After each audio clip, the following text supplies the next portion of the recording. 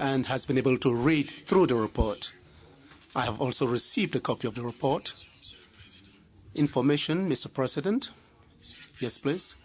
Mr. President, we received only the draft recommendations in French. We did not receive the report itself. Thank you, in French.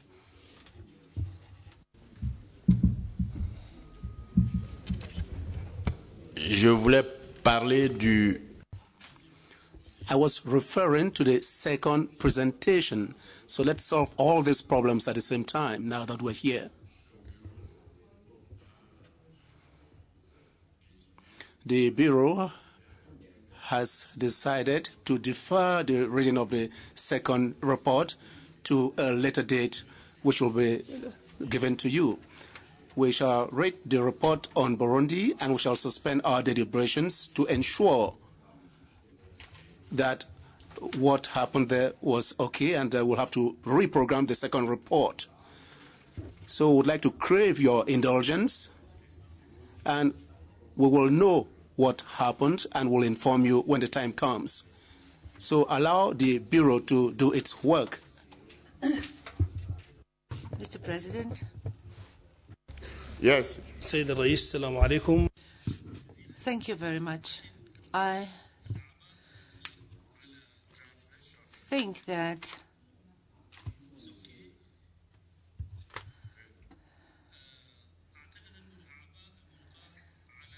think that the burden on the Secretariat, and as it was said by yourself, that the structure is not well staffed, etc. So I think it is natural that, therefore, that we have these sort of shortcomings. This is why I would like to suggest that to have more than some half hour in order to improve our work and to give the opportunity to the Secretariat to have enough time to prepare themselves. Thank you. Dear colleagues, I said the second report would not be studied this time. We shall give them sufficient time for them to update this report, and it will be discussed subsequently. That's what I said. It will be discussed next time. But the report on Burundi, has everyone received it?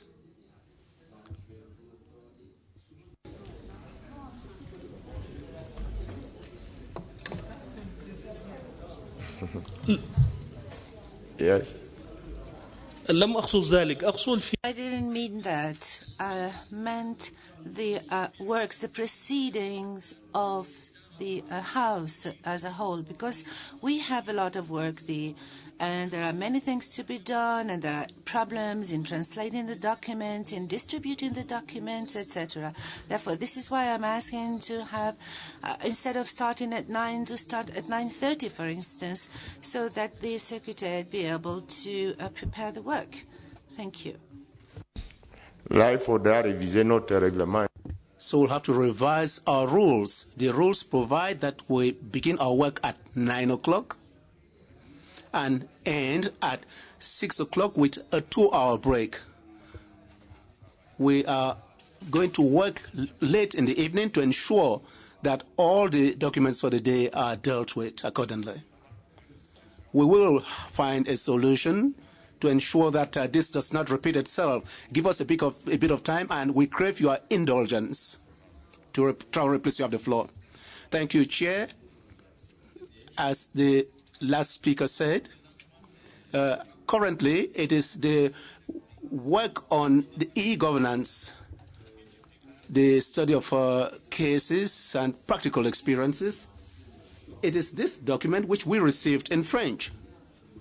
But what should be presented, first of all, we do not have that document on Burundi. I don't know whether it's the case with the Anglophones and Portuguese speakers and Arabic speakers. Thank you.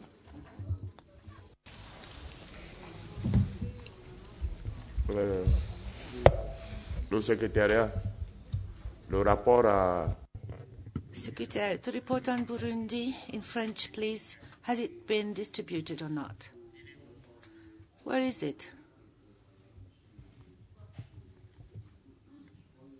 The report is being circulated. I personally received mine. If everybody has the documents and nobody raised their hands. I asked, so sorry about that. Yeah. Monsieur le Président, comme je... Mr. President, as I said earlier on, the report on Burundi, we have two parts of it. There is the report as such, and then we have the draft recommendations. What we received actually is the draft recommendations, and we do not have the report. We haven't received anything. On l'a pas.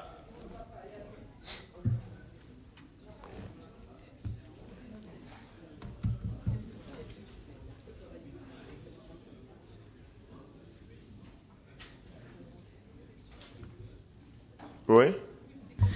Merci, Monsieur le Thank you, Mr. President. I would like to confirm what the honourable colleague said. We received the draft recommendations only.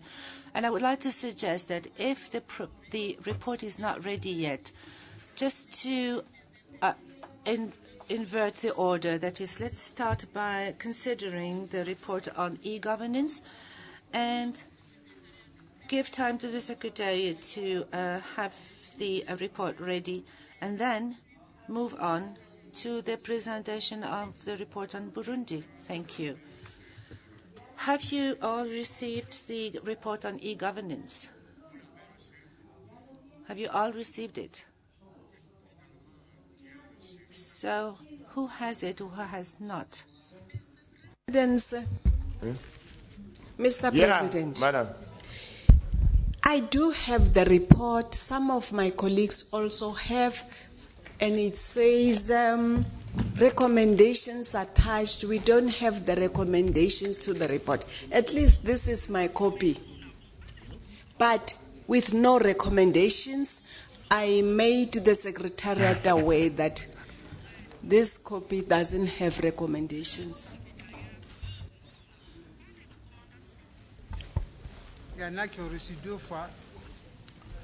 Oui. Président, Oui. en tout cas, Mr. President, please, I do not have either the recommendations nor the report in my neighbor as well. I think that many of us have not received the report. We don't have either of them.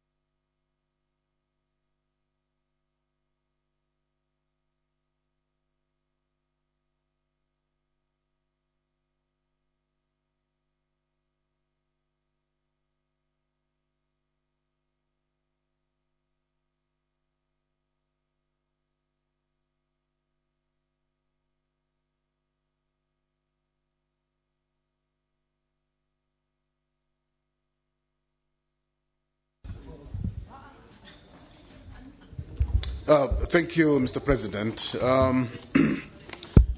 You have already taken note of the administrative shortcomings, and you have apologized for that. The Burundi report, which some of us have, is only 12 pages. Could I propose that the report be read line by line by the presenter so that we all get the essence in detail of the Burundi report so that we make progress, Mr. President? That's a proposal. Merci beaucoup. Thank you very much. We have a proposal here. We give the floor to the rapporteur to read out the report, and we will follow and then ask questions. No objection? Accepted. Rapporteur, you have the floor.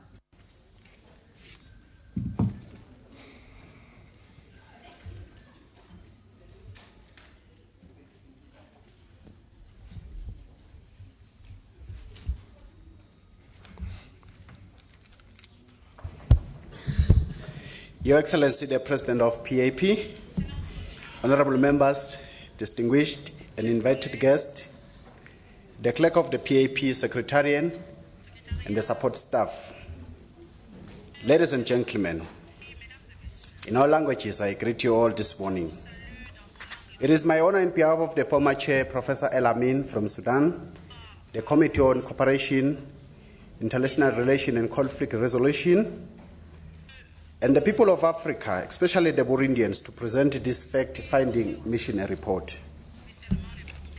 Mr. President, as it is proposed in this House that we read this report line by line, let me start by saying, following the report presented by the Committee on Cooperation, International Relations and Conflict Resolution to the plenary on the first ordinary session of the first Pan-African Parliament, the plenary resolved to send a fact-finding mission to understand the political, peace, security, and humanitarian situation in Burundi, to see for itself what was going on in the country, and make a report to the Parliament.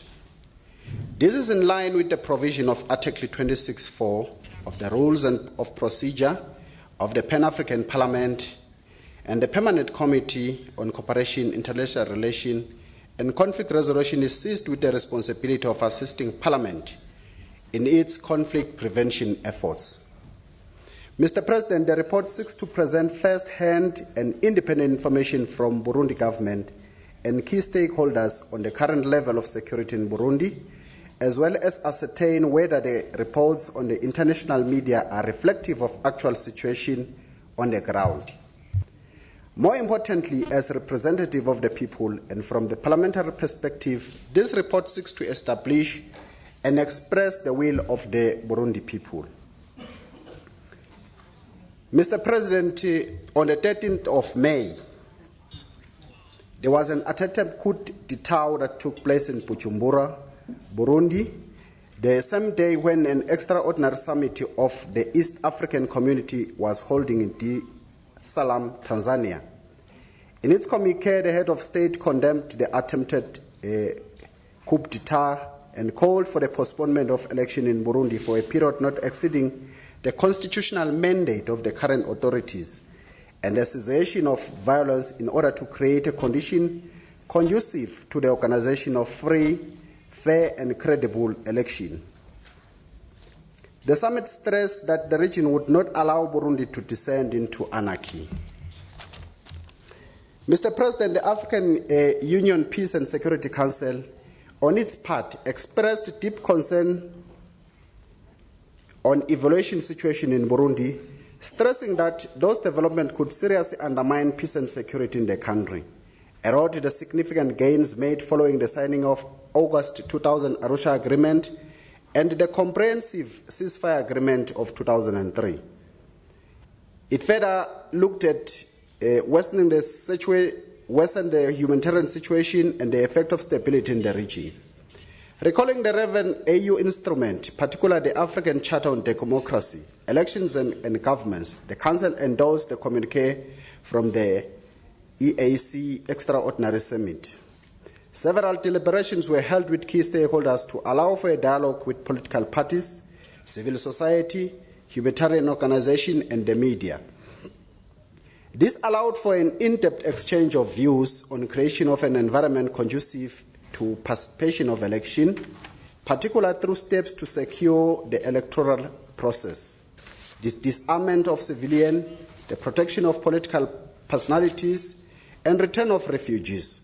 However, parties could not agree on points relating to suspension of demonstration and the withdrawal of President Pierre Nkurunziza's candidacy to the forthcoming presidential election. Mr. President, the election on Burundi were postponed and eventually held on the 26th of August for the President of the Republic, the 9th of August for Parliament, and 8 July for municipal councils. The elections were not observed by international organizations, including the African Union. However, the AU sent a preliminary observation team to Burundi. Mr. President, the objective of the meeting, in essence, was to gather first-hand information on the current socio-political situation in the country. 2, it seeks to understand the peace and security situation in the Republic of Burundi and establish the humanitarian situation on the ground, especially on the issue of nationals that had fled to neighboring countries. It also seeks to understand the socio-economic situation in Burundi. The mission was composed of the following members: Professor Elamin Dafal from Sudan, who was the head of delegation, myself, Peshia Victor Tlachoy from Swaziland, Honorable Charles Majek Ala from South Sudan, Honorable Cecilia Chazamia, Malawi, Honorable Samba Jalo from Gambia, and the committee clerk, Ms. Helen Sabwa. In preparation for the fact-finding mission, the president of PAP sent a request to His Excellency Pascal Nyambenda, Speaker of National Assembly of Burundi, and His Excellency Reverend Ndikurio, Speaker of the Senate, informing about the intended mission by Pan-African Parliament and the institutions and personalities to the missions intended to meet with. The Speaker of two houses responded positively to the initiative and welcomed the delegation to undertake the mission. Mr. President, you would remember that prior to the election in Burundi, the period preceding election in Burundi was plagued with various acts of civil unrest, and the country was reported by international media to be on the brink of degenerating into anarchy. Remember, on the 13th of May, while attending the East African Community meeting in Dar es Salaam, an attempted coup against the government of His Excellency Pierre Nkurunziza took place, but it was started by forces loyal to him. The mission, while in Burundi, met the following: the Speaker of the National Assembly of Burundi, the Speaker of the Senate in Burundi, the Minister of Foreign Affairs of the Republic of Burundi, the National Commission in charge of Human Rights, the Special Representative of African Union to the Great Lakes region, the Minister of Public Security, the Minister of Internal Affairs, the Truth and Reconciliation Commission, leaders of the opposition, civil society organization, Minister of Justice, the National Commissioner for Inter-Burundian Dialogue, humanitarian organization, the media itself, African Union military observers, African Union human rights observers, the citizenry, and he ended its mission by meeting His Excellency Mr. Pierre Nkurunziza, the President of the Republic of Burundi. Mr. President, during our meeting with the National Speaker of Burundi, the Speaker gave a comprehensive brief on the status of Burundi, which included that the Burundi people had held presidential, parliamentarian, and municipal election, and the government has been formed with His Excellency Pierre Nkurunziza as President of the Republic. He also told us that there are two distinct groups that were present in Burundi: those that participated in the country's election by exercising their vote through casting their voting, and those that boycotted the election and now want to be included in government through a negotiation process. The Burundi election began way back in 2013. That was the history in preparation for the election. He further pointed out that not all political parties participated in the election, citing contingent clause in the Burundi constitution, especially Article 96 that prescribes the term of president, and the Arusha Agreement. Following the nomination of His Excellency Pierre Nkurunziza as president candidature for the CNDD-FD party, and even in Burundi began with those opposed to his candidature, citing that the election was his third term. They further pointed out that the Constitutional Court of Burundi, in its ruling, and the East African Court ruling on the same article in the Burundi Constitution ruled that this was the second term for His Excellency Nkurunziza, as in his first term he was elected by Parliament to serve as president, not elected through universal suffrage. This resulted in demonstrations that were largely concentrated in Bujumbura. The Speaker advised, following the July election, the government had formed coalition with FNL Independence Party under the leadership of Mr. Morosa Agato, which has 30 members in Parliament, and with another political party called UPRONA, which has 2 members. Mr. Agato is the first vice president of the Parliament. The government has realized that there is an underlying issue amongst the Burundian people that is holding them aback. This is largely based on the country's historical past, which was plagued by coups and assassination of its leaders. The Arusha Agreement had put in place certain key structures that would need to be set up to enable the Burundi people heal as a nation and move forward in their development process. Consequently, the government of Burundi has put in place key structures that will help the Burundi people identify and address the underlying programs of the Burundians. The government has set up the Truth and Reconciliation Commission and the National Commission of the Inter-Burundian Dialogue. These 2 key institutions will help heal the Burundi people. The government is, however, firm on the perpetrators of violence and the instigators of the 13th of May 2015 attempted coup, and the government position is that they must face the full force of the law for their actions. The Speaker urged the PAP members to discuss with the African Union and help them to understand and support the process it has put in place for the country to move forward. Mr. President, through your indulgence, we had the same discussion with the Senate President of Burundi, which I wish maybe I should, because the discussions were almost similar to that of the National Speaker, or I should read them too. Okay. We then met the Minister of Foreign Affairs. The Minister of Foreign Affairs received the PAP delegation in his office and thanked them for taking time to visit Burundi. He commended them for taking a bold step to visit the country when many others were running away based on what he ascertained as were false reports being circulated in the national media. He further noted that the best way of understanding any situation is by witnessing firsthand, and the PAP mission was laudable. The minister took offense in the manner in which the African Union had handled the Burundian situation, noting that based on a security report from the Council, several decisions have been taken to send AU military experts and humanitarian experts into Burundi, as well as sending what he described as an factual report to the UN Security Council on the Burundi crisis. The report has caught adverse reaction from various quarters, including UN Resolution 2248 of 2015, that has led to the country facing uncalled for sanctions. He noted that the country's historical relation with Belgium and their unfortunate hand in the current situation that Burundi finds itself in. The minister emphasized that Burundi was an independent state with equal standing like any member country in the UN, hence deserve an opportunity to be listened to before being imposed with what he called a call for sanctions.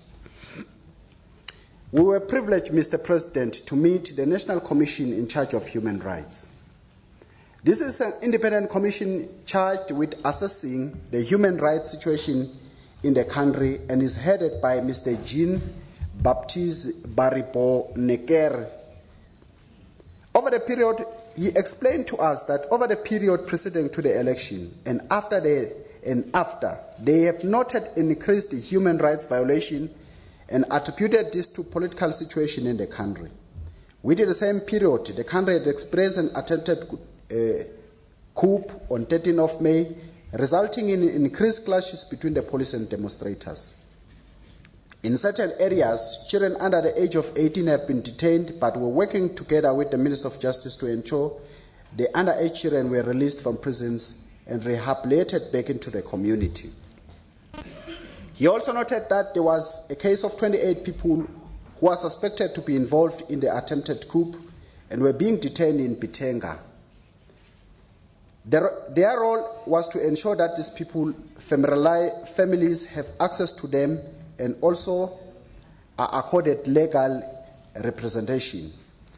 With regard to the situation of Burundians who had fled the country to Rwanda, Democratic Republic of Congo, and Tanzania, the chairperson explained that the UNHCR figures had placed the figure of those refugees at 200,000.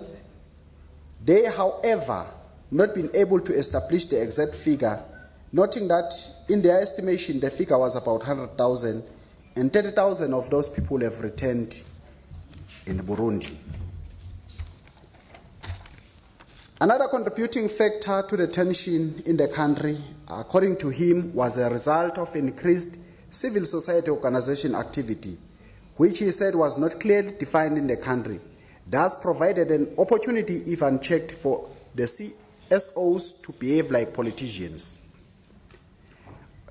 He also told us that 5 radio stations have been closed following the coup attempt, based on the fact that some of the programs aimed prior to the coup were deemed to have created an element of mistrust between the various actors. Some of the owners of the closed radio stations were also involved in the coup attempt through using their station to air hate speech. He, however, noted that each case was being dealt with individually, and the media houses have started to reopen once each of them is cleared. We are also privileged, Mr. President, to meet the Special Representative of the African Union Commission. To better understand the African position on Burundi, the team met His Excellency Professor Ibrahim Fall, who explained his role in Burundi, which is twofold. He told us that Burundi is part of the ICGLR and a member of the framework agreement, which has included South Africa in the agreement in dealing with the peace agreement. And such, it's meant to guarantee implementation of Arusha Agreement, as signatories of the agreement were members of the Great Lakes region. The special representative explained to the team that the situation in Burundi is volatile. This was resultant from the debate around the term limit of the president and the distribution of offices among Burundians and the human rights issues.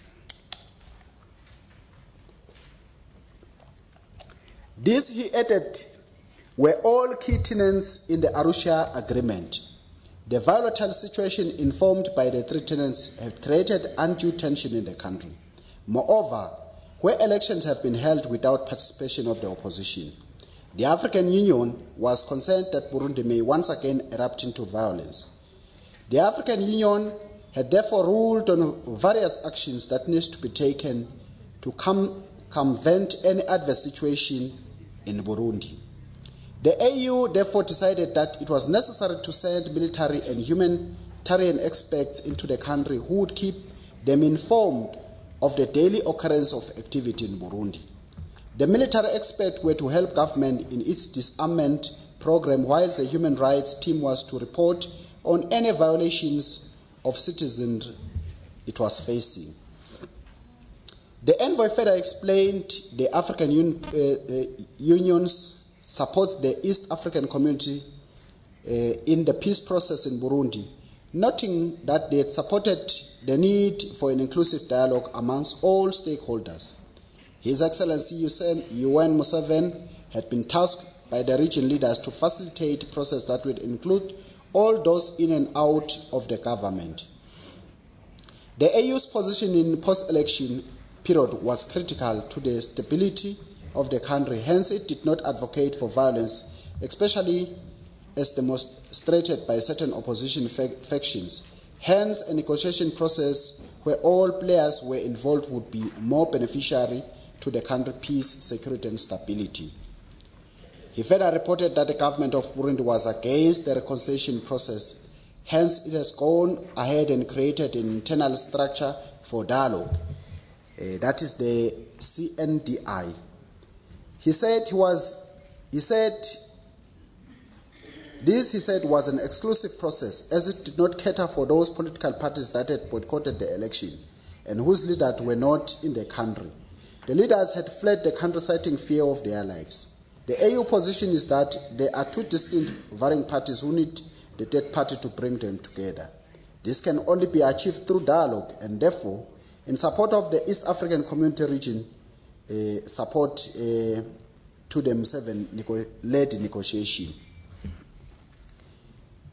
Mr. President, our meeting with the Minister of Public Security and that of Internal Affairs was almost similar to that of the speakers of the houses. And through your indulgence, Mr. President, can I proceed to 2.8, where we met the Truth and Reconciliation Commission. This is a commission comprising of 11 members drawn from various spheres of Burundi community. Its main mandate is to review the history of the country and bring the population together. He noted that the commission of this commission noted that from the independence period leading to the Arusha Agreement, various historical injustices had not been addressed, and the government, in its wisdom, had felt it was necessary to address this aspect so that the country can reconcile and move forward. The Commission is one of the key pillars of Arusha Agreement and a direct will of the people of Burundi. The Commission was set up in May 2014 and has been going through various administrative processes, benchmarking processes to enable it to carry out its mandate professionally, and their mandate is to reconcile the populace. Opposition leaders. Mr. President, we were so privileged to meet a number of opposition leaders. However, the opposition leaders that the team met with, all except one, had participated in the election process. They insisted that although they had been countrywide called by the opposition to boycott the June election, they had still participated. They were not, however, able to inform the team of their party representation in government, insisting that those who had been elected into parliament were not representing their views, as they had formed coalition with government. Hence, they were no longer considered to be part of the opposition. We also meet the civil organization. Most of the CSOs were categorical that no one in Burundi would like to see the country descend into anarchy. They noted that Burundians had been happy and coexisted among the three communities, which are the Hutu, the Tutsi, and the Twa, and they had no difference amongst each other that would warrant them to redress into genocide nation. However, they confirmed that with the unclear definition and involving role of the COs was often confused by some leaders of the COs, as seemed to advocate for issues that would be best proposed and advocated for by politicians. Various CSO expressed their concern over the sanctions that were being placed on Burundi, and had also noted that their funding partners, who were mainly from Europe, had either cut off or reduced their funding for their activities. They noted that this would pose a serious challenge, especially for most of them who are engaged with youth, women, and children in their activities. They noted the bulk of the affected were youth, children who had been denied education during the strife period in certain areas, and in certain instances when forced to engage in anarchy by anti-government protesters. Denied and reduced funding would therefore lead to idle youth and children who then more likely take arms as a means of livelihood. We further met the Minister of Justice, Mr. President. The Minister of Justice informed us that her role was to ensure that the law of the country is upheld and that justice is served and seen to be served as defined in the Burundi Constitution. She noted that the political history of Burundi, most citizens believe in the principle of the use of force to achieve the desired result. He said her role as a minister, therefore, is twofold in application: to enforce the law and also to change the mindset of the people. That law, when applied, was an alternative way of resolving issues. The latter is more tedious of task, but the government was committed to achieving this. Another important body which is enshrined in the Arusha Agreement, Mr. President, that we met was the National Commissioner for Inter-Burundian Dialogue. In our report, Mr. President, you would note that this is the last phase of Arusha Agreement, which required that the country set up a structure to deal with historical issues unique to Burundi. The Arusha Agreement envisaged an opportunity where all Burundians who are within the country and those who left the country for one reason or the other would be encouraged to dialogue among themselves and resolve their problems. This would allow the country to heal and move forward. The Commission, which is made out of various disciplines, is however not a court of law and will only insist on people talking to each other to find a better way in which they can coexist. The law that formed the CNDI, however, does not allow them to include in discussion those who were wanted in the country for treasonous offences. The government, they said, was clear on this category of citizen, and that they should face the full arm of the law before being allowed into dialogue. We were privileged to meet the humanitarian organization. The team met with the International Committee of Red Cross in Burundi. He briefed the team on the humanitarian situation in the country, noting that following the unrest in Burundi, they had received report of increased refugees in Tanzania and Rwanda. He also noted that the ICRC policy was not to interfere with political situation in any country, but to provide assistance to the afflicted. He noted that their funding for assistance was constrained, hence limiting the amount of assistance they were providing. However, he also noted that the reduced funding was not necessarily a direct and deliberate action to ICRC to cut funding in Burundi, but rather he attributed the increased global need for humanitarian assistance that was putting the strain on the overall budget. Mr. President, we were privileged to meet the media. During our conversation, it was clear that the National Council of Communication that governs the media in Burundi has been liberalized and has over 26 media houses that operate in the country. The regulation of the media by government or regulatory bodies, however, not very advanced, and therefore the rules that govern their operations are not very well defined.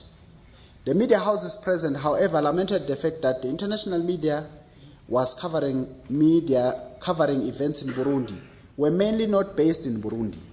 Most reporting was done remotely from satellite position, not within the country. Their reports were largely unbalanced and did not reflect the real situation in Burundi, mainly in Bujumbura capital. They urged the international media to visit Burundi to ascertain the real position of the country. Mr. President, we once again privileged to meet the African Union military observers. The AU military observers were deployed in Burundi in September 2015 with two specific mandates. The first mandate, Mr. President, is to monitor and verify and report on the disarmament process in the country. They were to work with the National Burundian Commission on the disarmament. They, however, hit the neck on this process as the MOU between Burundi and the AU was not in force. This has hampered any work in progress. And the second aspect is to monitor security environment in the country, which they have continued to patrol, to continue to have the patrol duties. And the Burundian government has supported them in this process.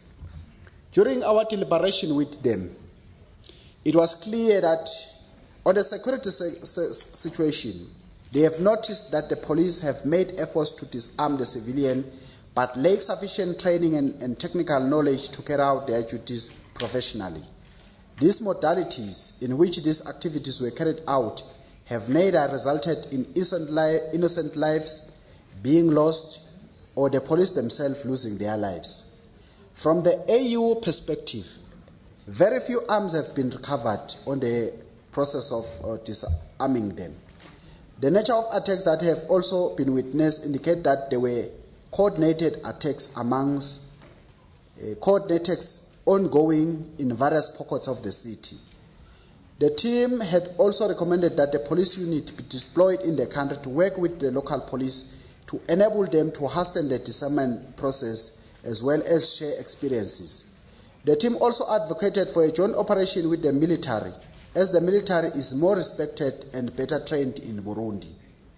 The team, however, assured the members that from their assessment, the situation did not warrant being classified as genocide in waiting, but more of violence orchestrated by opposition.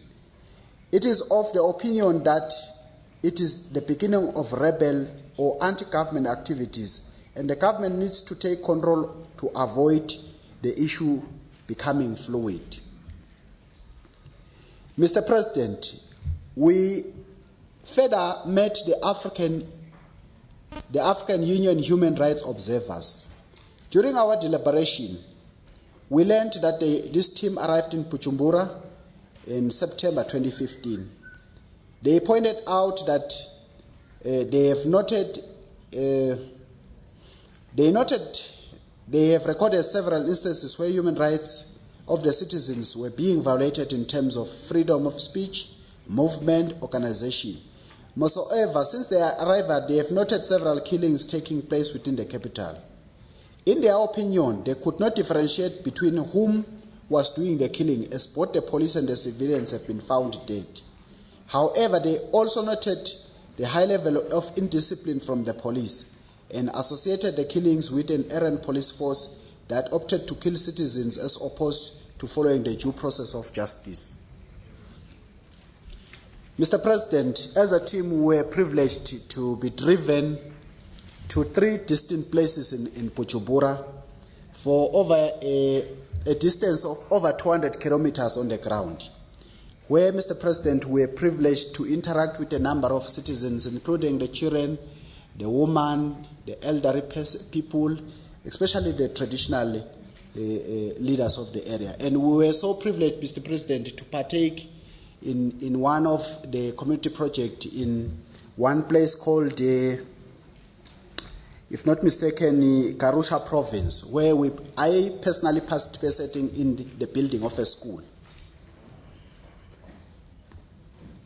In concluding our mission, Mr. President, we met His Excellency, the Right Honorable President of the Burundian people, Mr. Pierre Nkurunziza. The team met His Excellency Pierre Nkurunziza, the President of the Republic of Burundi. While expressing their gratitude to the people of Burundi for hospitable stay, the chairman briefed His Excellency on the work of the mission, the mission had undertaken, and also assured the President that as a representative, not just of the PAP Parliament, but the people of Africa, the team will report factually what it has been witnessed in Burundi. He assured the President that the Pan-African Parliament supports the people of Burundi and wished him well as he steered the people of Burundi. On his part, His Excellency, the President, shared insight on the history of Burundi and where it was coming from. In no fears, he explained that Burundi, since independence, had always witnessed a certain measure of violence, and the pattern, he explained, was always linked to election period.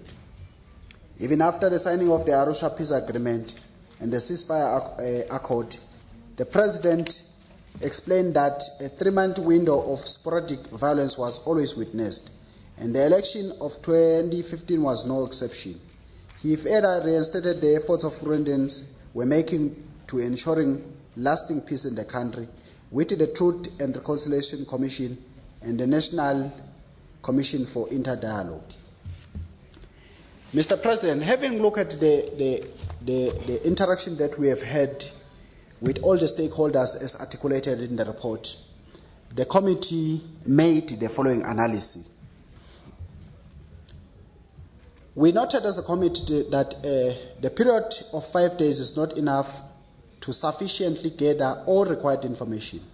This analysis therefore limits itself to the period of the fact-finding mission and the information gathered therein.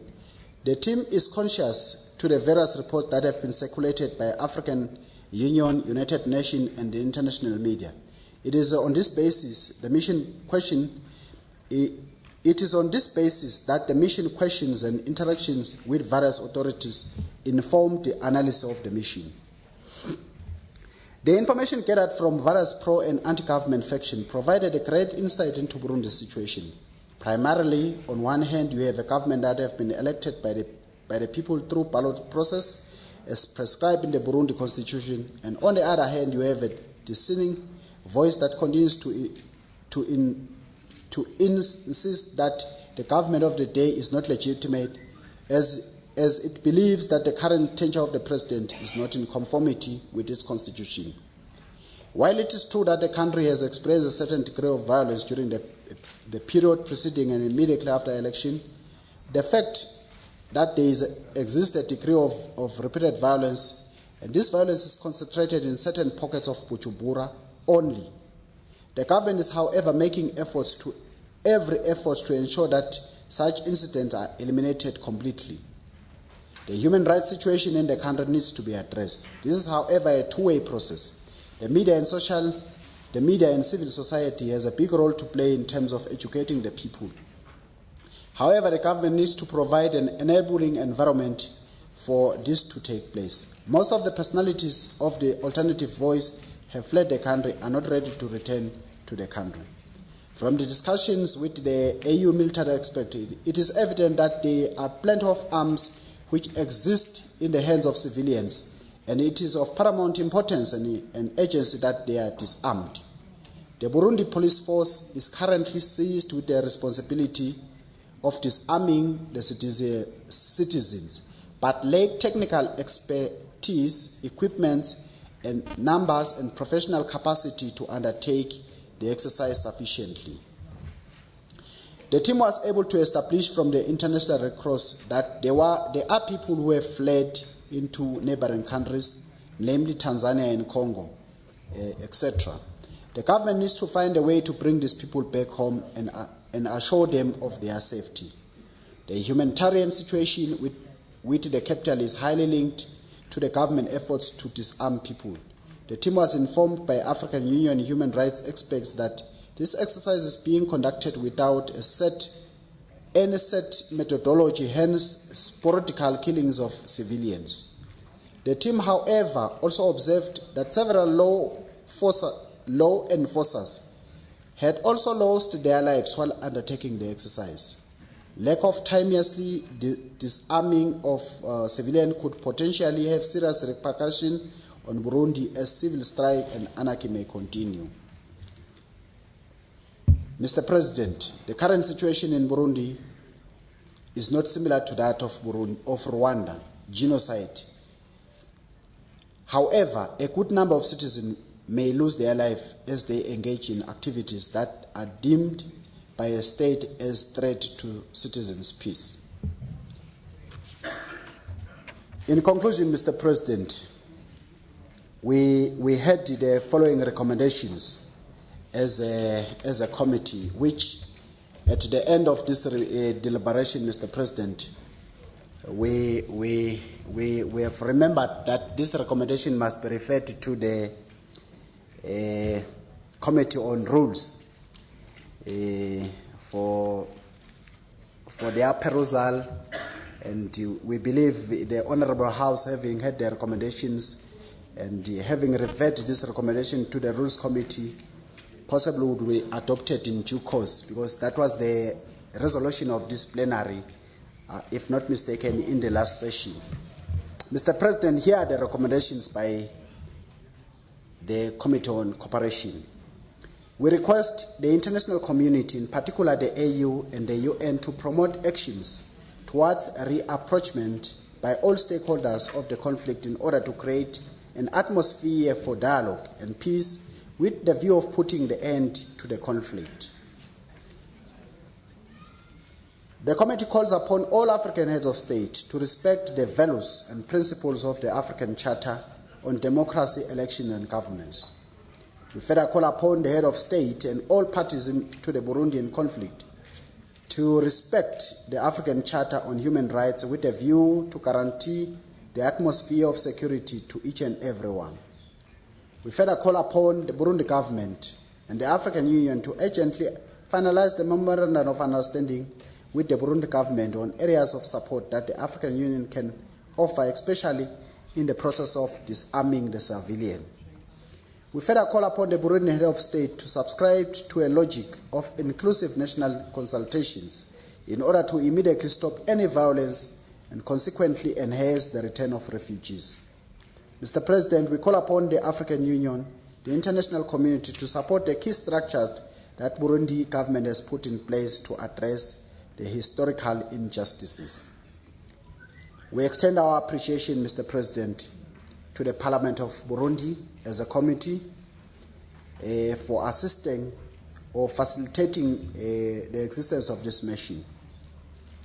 Mr. President, it is further thankful to all organizations that availed themselves at a short notice to receive us and discuss the matters as articulated above. I would end, Mr. President, by giving my special thanks to the members of the Burundian Parliament, who are members of the Pan-African Parliament present here, for giving us such a warm welcome when we were in Burundi. And they basically worked with us on a number of issues. And as you may know, that in Africa, we're talking about one Africa, one voice. So I thank you. I thank those members very, very much for the cooperation they showed while we were in Burundi. Thank you, Mr. President. Merci beaucoup, cher. Thank you very much, dear colleague. We have just heard the report on Burundi. Even though time has gone by, this report is still current. We can now open the floor. I have a list of 7 speakers. First, Honorable Inyasien, Charles Inyasien from Rwanda, Charles Majen from South Sudan, Bisiri from Burkina Faso, Honorable Mohamed El Mokhtar Hassan from Sudan, Honorable Ali Dousenfo from Burkina Faso, Mohamed Laskri from Algeria, Nassou Djukuto from Togo, Abdelaziz Abdullahi Mohamed from Somalia, Sekou Fantamadi Traore from Mali, Bashir Ali Mohamed El Batani from Sudan, Nwe Boningaba from Burundi,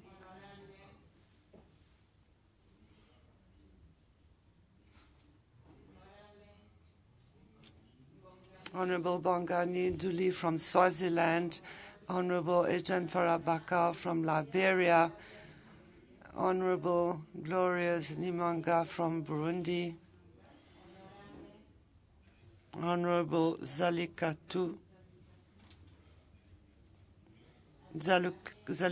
Abdullah Bakari Ibrahim from Djibouti, Zalikatu Diali from Guinea-Conakry, Paramounting Dankru from Sierra Leone, Essa Tousou from Senegal, Honorable Ahmed Dai from Chad, Honorable Martin Tirese from Burundi, Honorable Tandi Cecilia Mamela from South Africa, Honorable Mustafa El Gandhi from Egypt, Honorable Bilan Keron from Kenya, Honorable Dr. Bernadette Lahai from Sierra Leone, Honorable Abdul Razak Saad Namdas from Nigeria.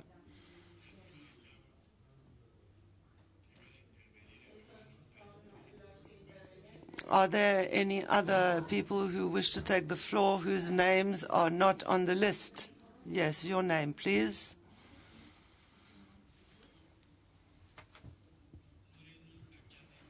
Nurenu Achade from Benin.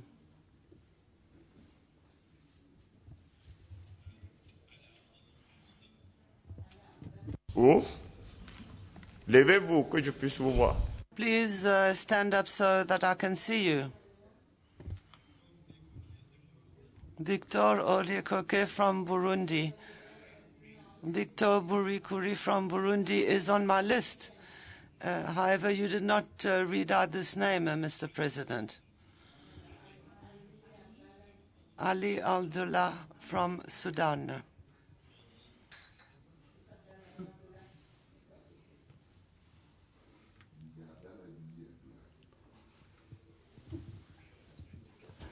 That is 29 people who wish to take the floor on the list.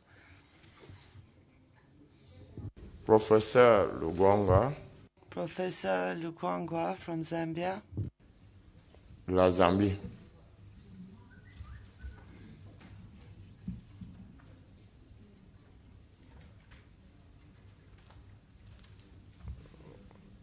Oui.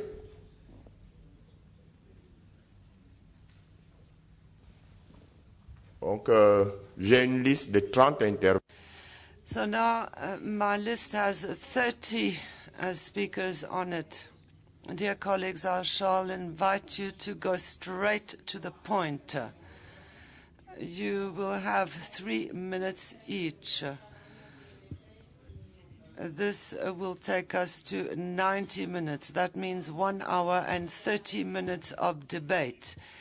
If you do not have much to say, you will speak for a much shorter time. Hassan Niabuvuro from Rwanda. Thank you. Thank you, Mr. President. I pass. Thank you. Honorable Chamajak Ali from South Sudan. You have the floor. Mr. President, I'm one of those who went to Burundi, and I would like to have some emphasis on some points as analysis. When we come to the issue of the third term conflict for the president, incompetent president for elections, I would say that the period of the parliamentary governance was different from presidential terms because there is no law which is retrospective. So the claim of third term, in my analysis, is not in place. Second, the issues that are affecting Burundi are complex. They include the issue of resources, especially the silver, which is being mined, as the interest of some powers for which this constitution is also added. Come to the historical aspect, which is a claim we have found with most of Burundians we contacted.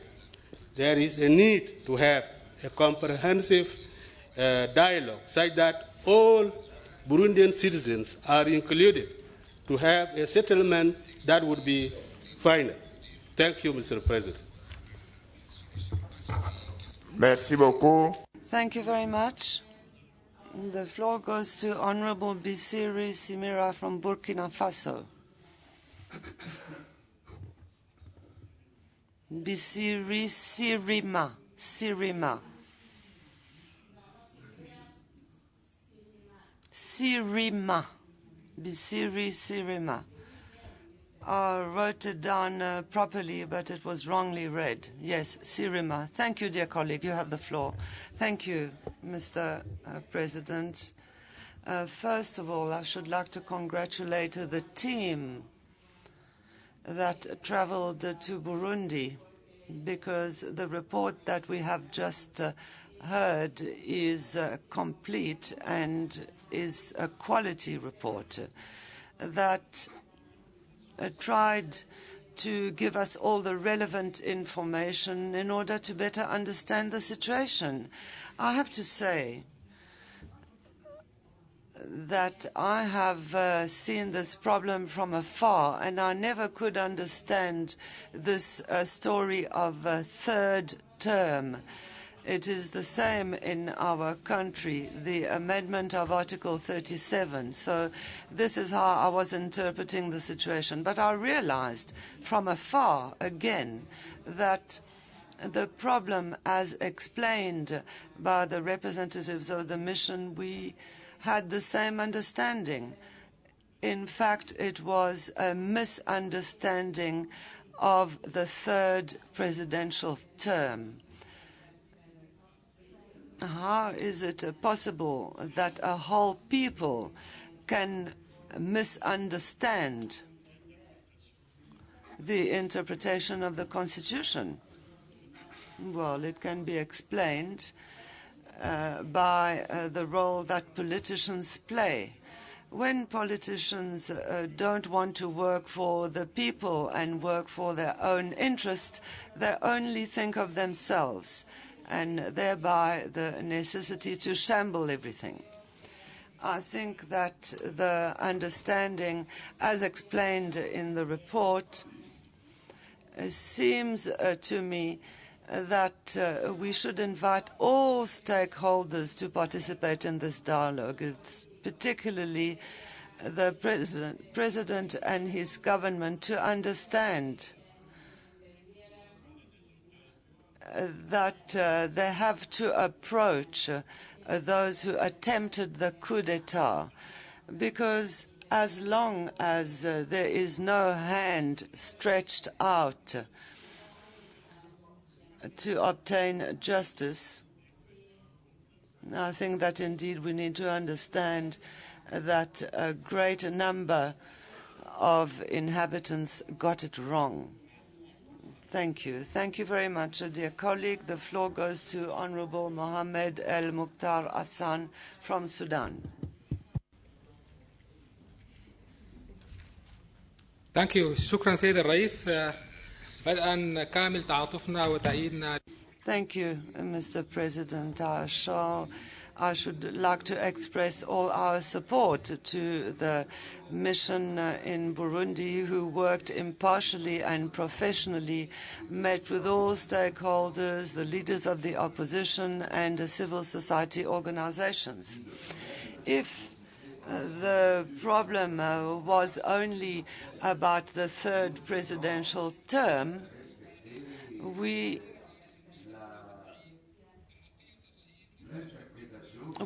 should respect the interpretation of the Constitutional Court on the fact that the third term is legitimate. Acts of violence do not bring any solution at all. On the contrary, those who are guilty of that are cause the fact that the victims are the people, and we need to encourage dialogue between the different stakeholders. Dialogue is an African value, a noble value, that should bring the solution to arrive at an agreement. I should also like to emphasize recommendations 4 and 5 that speak about a dialogue to avoid violence, that advocate for the return of refugees, the assistance of the African Union and institutions created by the government of Burundi, and also the Truth and Reconciliation Commission. Thank you. Thank you very much, Ali Doussamfor from Burkina Faso. Thank you, Mr. President. In turn, I should like to thank the presenter for having given us elements of understanding of the situation in Burundi. I have to say that as a Democrat and a human rights activist, I have to say that the situation in Burundi raises two issues. First of all, a change by force, and secondly, the fact that our leaders want to stay in power forever. So we also have to say that power, well, it is the people that protects power. And it needs to be understood that power needs to be handled properly. I should like to say that Burkina Faso itself has experienced a similar situation. As you know, it is because of a clan that wanted to keep power. And the people said, never again. So it is time for me to thank the Pan-African Parliament and through it the African Union that really gave the people of Burkina Faso solidarity and ensured fair and free elections that were also approved by international observers. So our country, therefore, came out successfully in this transition process, and now I would, between Burkina and Burundi, know whether this report made reference to the opposition which took part in the elections. I would like to know whether the statute in Burundi, because in Burkina Faso, the opposition is against, and it has a statute. For instance, a member of the opposition cannot be in government. I would like to end by requesting the president of PAP to kindly ensure that the flag of Burkina Faso is put amongst those of other countries. Thank you. Thank you very much, dear colleague. I think we just forgot. We would ensure that the flag of Burkina Faso is hosted. So the Secretariat should indeed take note. We shall now give the floor to Mohamed Daeb from Algeria. Thank you, Chair. I would first of all like to say that as an African, we should not remain indifferent with regard to the degrading security situation in Burundi. And every day it tends to move towards civil war. It is an alarming situation. The determination of all heads of state of the African government is clear. That is, that they will leave no stone unturned in solving the problem of instability in Burundi. Everything should be done to improve on dialogue and to arrive at a compromise between the opposition and the government in Burundi. I mean, all the stakeholders involved, the UN, the neighboring countries, etc. Therefore, dialogue should be favored as well as national understanding. African members, because they are reticent to intervention because of the UN resolution of last 12 November, there's a possibility of sending UN troops. In fact, foreign military intervention may even worsen the situation instead of helping the situation, where no precise cases which took place or which are taking place, for instance, in Libya, it led to greater instability and led to greater hatred amongst the population. And I will continue. So I believe that it is very important for measures to be taken, measures which have already been mentioned by my colleagues. We should work in favor of adequate mediation to try to prevent Burundi from descending into civil war. On the other hand, and that is what is fundamental, we should endeavor to install inclusive dialogue amongst the stakeholders. Amongst all the stakeholders, all must sit round the table to discuss. And lastly, to conclude, Chair, it is our hope that Burundi will regain stability and security, and especially national unity as soon as possible. Long live Burundi, long live independence in the country. Thank you very much, dear colleague. I'll give the floor to Honorable Nasu Aluju Kwadu Katu from Togo. Thank you, Chair, for giving me the floor.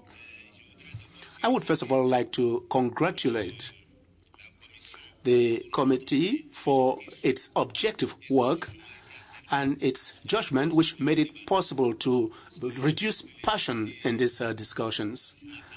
I was expecting some heated discussions, but all those who have spoken before me shared my point of view. The elections, Chair, took place in Burundi on the 26th of August 2015, and the legislative elections on the 29th of August. Very soon, it will be 1 year in August. And many other elections took place in other countries, almost under the same conditions as Burundi. Some mandates changed. There have been deaths. There are some who have been exiled. But we're not talking about these other countries. We're only talking about Burundi. I have the impression that it is the international opinion which is indeed influencing the situation in Burundi. I'm not proud of the situation which is prevailing in Burundi, but I have the impression that there are double standards. For countries where there is petroleum, nothing is said. For countries without resources, they shout a lot about it. Mr. Chair, I'm asking this question to all of us parliamentarians. Is it because Pierre Nkurunziza stood for elections which he didn't have the right to stand? Is it because he was not properly elected? Or is it because there were deaths and there have been refugees? Because we have similar situations in many of our countries, similar situations concerning elections. The report of the committee is clear. It is an internal problem in Burundi.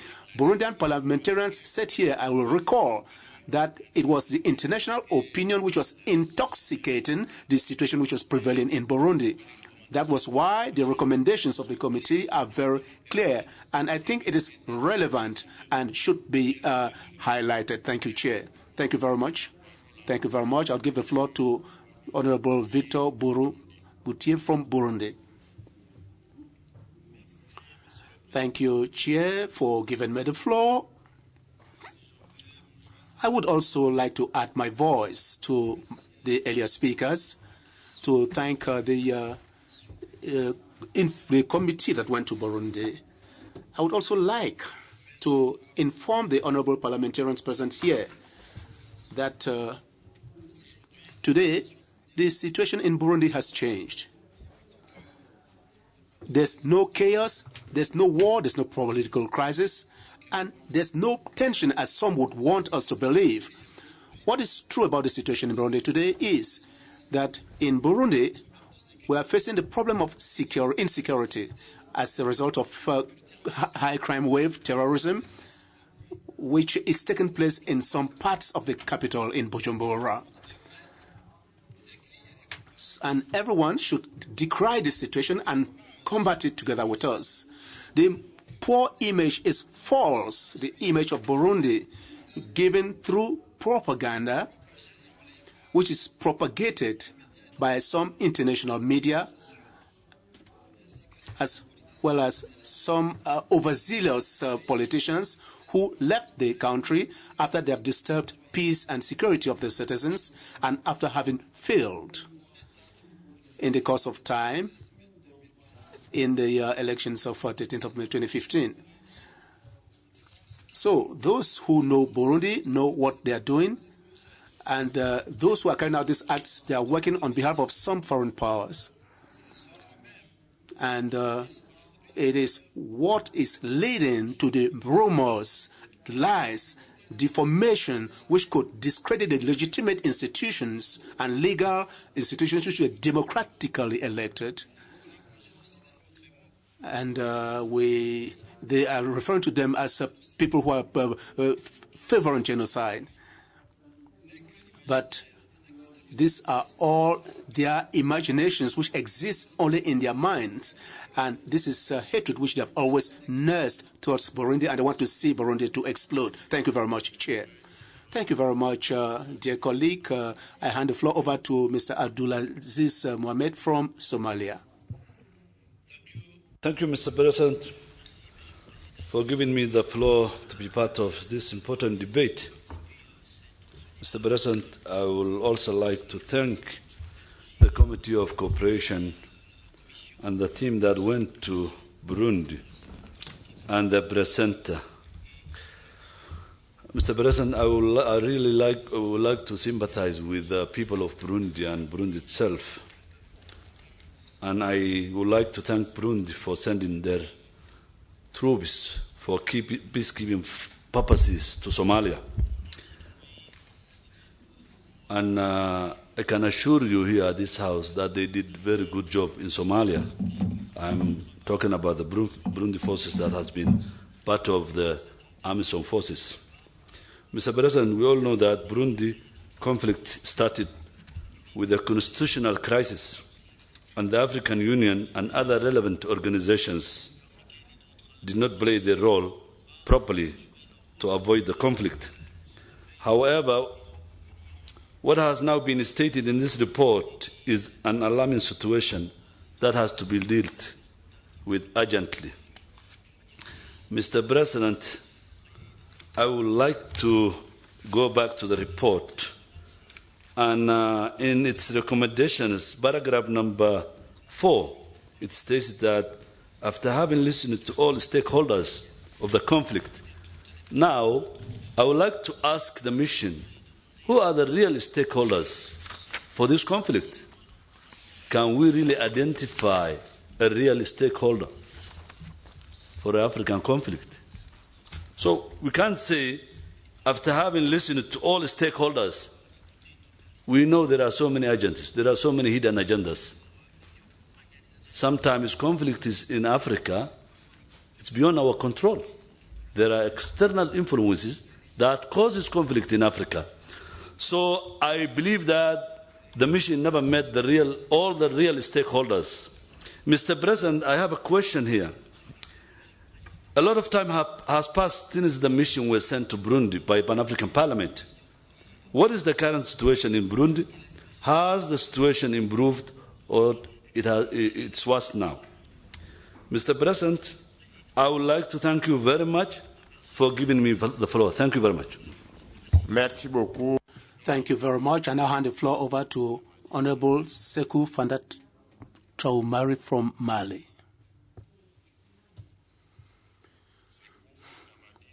Sekou Fantadim Traoré is not around. Bashir Ali Mohamed El Batani from Sudan.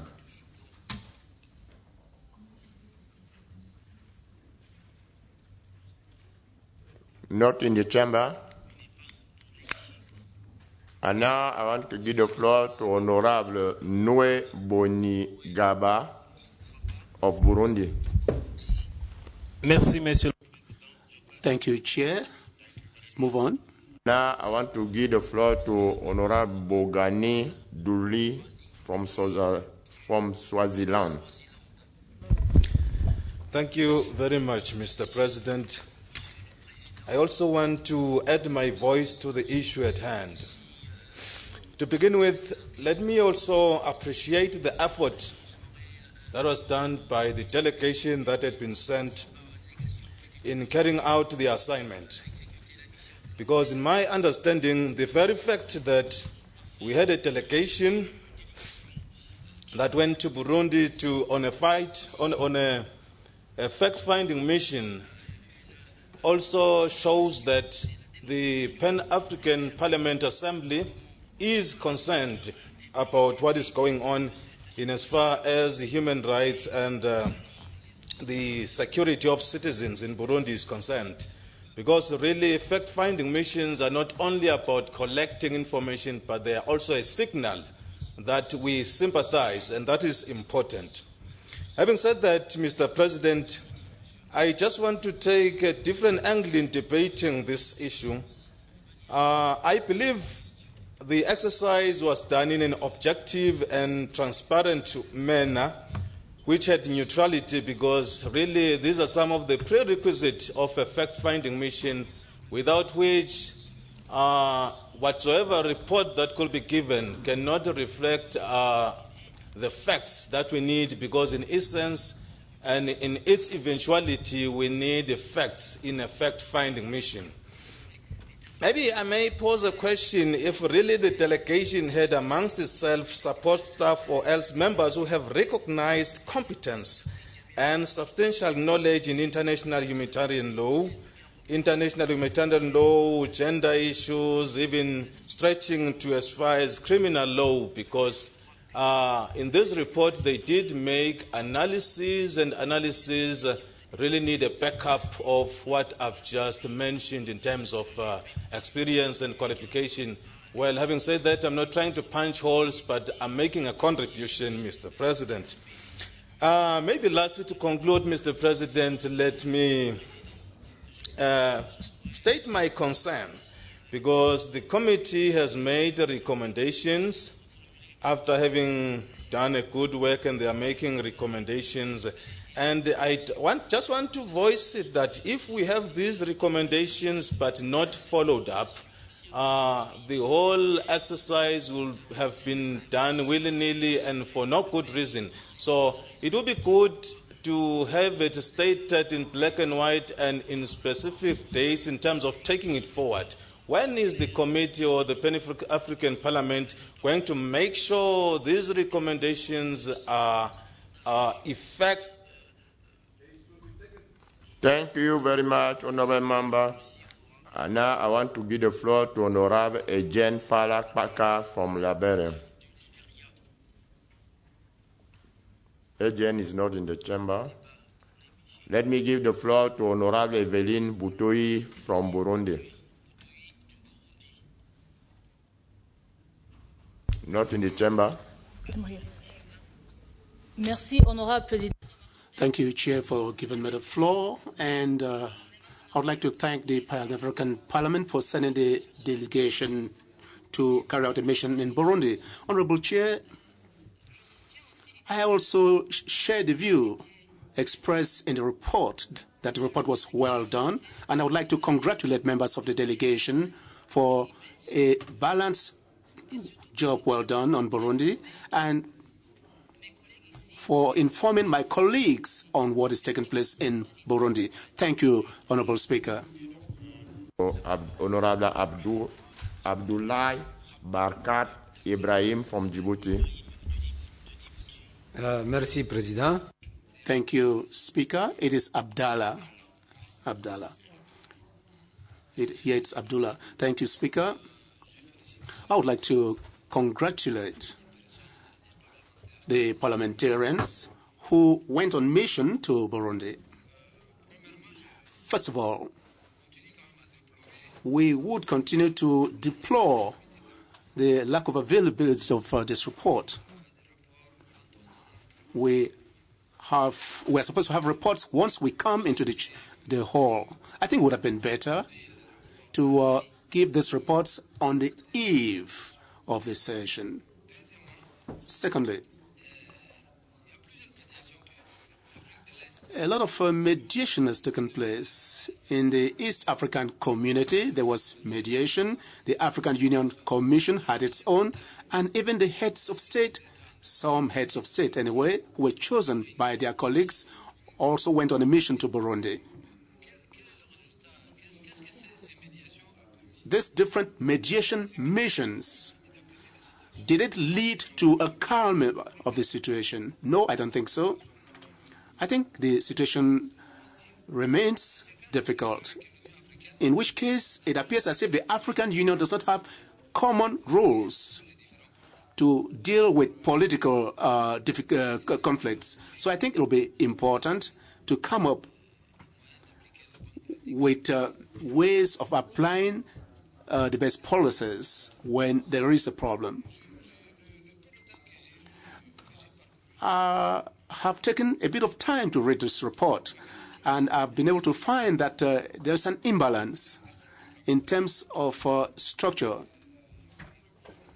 For instance, in relation between the government and the opposition, it seems as if there is just a short paragraph referring to the opposition, whereas there's a long list referring to the government. Is it as a result of fear of the representatives of the opposition who did not meet with the mission, or is it because the main members of the opposition are not in the country? Diallo from Guinea-Conakry. Merci, Monsieur le. Thank you, dear Speaker. I would also like to congratulate the mission to Burundi. whose objective was to bring back peace to the country. The report which was sent to us is a verbatim report of the entire mission. I would like to say that the problem in Burundi is one which should be taken seriously because it is quite complex, and we should lay emphasis on the cause of this problem and not the effects. Of course, the effects are there today, but we must conjugate efforts to ensure that we solve this problem. There is the need for Burundi to have sustainable peace. When we look at the history of this country, we would notice that there have been recurrent crises. We need sustainable peace, and for that to be, there is the need for inclusive dialogue as contained in the PAP mission report. And all the stakeholders should be convinced. The problem stems from the interpretation of the Constitution. It is clear that the Arusha Agreement, which came into force on the 1st of November 2001, provided in its Article 7.3 of Protocol 2 that the term of the President of the Republic shall be for 1 year, renewable once, and no president would have the right to have more than 2 terms. But if the Constitution of 18 March 2005 comes back to the spirit of the Arusha Agreement, it should be interpreted in the same way, or else there would be disagreements, minor disagreements, and later major disagreements, and this led to problems. Therefore, there should be inclusive dialogues. People should be convinced instead of being pushed away, and they shouldn't be outside the dialogue, and there would be the risk of always seeing Burundi in conflict. Thank you. From Sierra Leone. Thank you, Mr. President. We want to also thank the Bureau for the good idea of sending in people to go to Burundi. The issue of Burundi is very complicated to some of us. We listen to different arguments, and we don't know the truth through just what we are hearing from the press. But we are coming back to the same thing of the African concept. Somebody mentioned stakeholders. What are the interests of the stakeholders? Is it for the interest of the public or the interest of the people of Burundi, or just for their personal interest? The issue is we have to look at issues for the development and progress of the African people. Is it the truth? Is it good for all of us in Africa, and particularly in Burundi? Will it bring peace, unity, stability, progress, and development? If the people in Burundi are really concerned about the welfare of the nation, they should have looked at this, and some of them would have cooled down and tried to bring peace and stability. For example, the elections between Bush and the Democratic nominee, Al Gore had more than 5 million people that voted for him. But he didn't go into fight. He said, for the peace of the nation, the stability and the progress of the United States of America, I will withdraw. Is this happening in Africa? Selfish ends. All what is happening there is selfishness. Nothing else, nothing more. For a personal interest, they look at politics as the biggest employer, wherein they can make quick money. That's all what we, the politicians of Africa, most of us are doing. And for that matter, we agitate trouble, we create wars, we bring in rebels to come and dominate. So we will say, is there anything we can do to bring peace and stability? I am sure the Americans are not interested in Burundi. If they had been interested, they would have gone there. When they were interested in Libya, they wanted their oil, they went there. Yeah. Simple. But in Africa, you can kill yourself. It is your own problem. So let us try to always think positively for the African people, for the welfare of the nation. So we look at it in that way, and we urge the government and all of these people to look at the positive image of Burundi and look at the political setup. I thank you, Mr. President. Thank you very much, Paramount Chief. And now I want to give the floor to Honorable Aïssatou Sow Diawara from Senegal.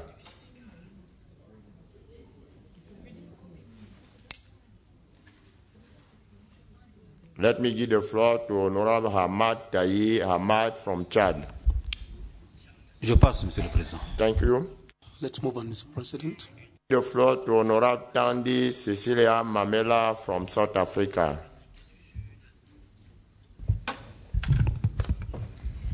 Thank you, Mr. President, and thanks very much to the chair of the committee that was part of the very testing trip to Burundi. First question I would like to ask every parliamentarian who's here. Are we actually saying one Africa, one country?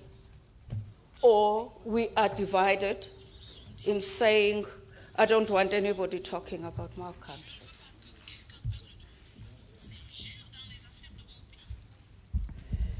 Burundi has been in trouble for a couple of years, and different political groupings have gone there on fact-finding. In 2013, I was there with ASECA. And the only thing we were crying out for is the welfare of the women and children.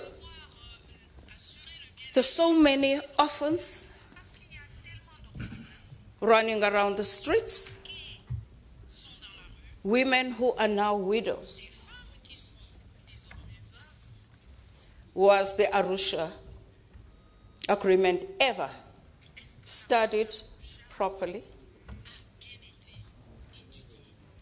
And honorable members, as we seated here, we can't compare the upheavals that are happening in the different countries because we don't have the yardstick to measure. Let's deal with the plight of the people in Burundi and not compare their sufferings to other countries. They vary. Who is stirring the pot in Burundi? This is the year of women, 2016. What is our voice when we deal with these atrocities? We asked the dear president of Burundi when we were there if land can be made available to build a village for the children who are orphans and the widows, so that there's nobody who dies of.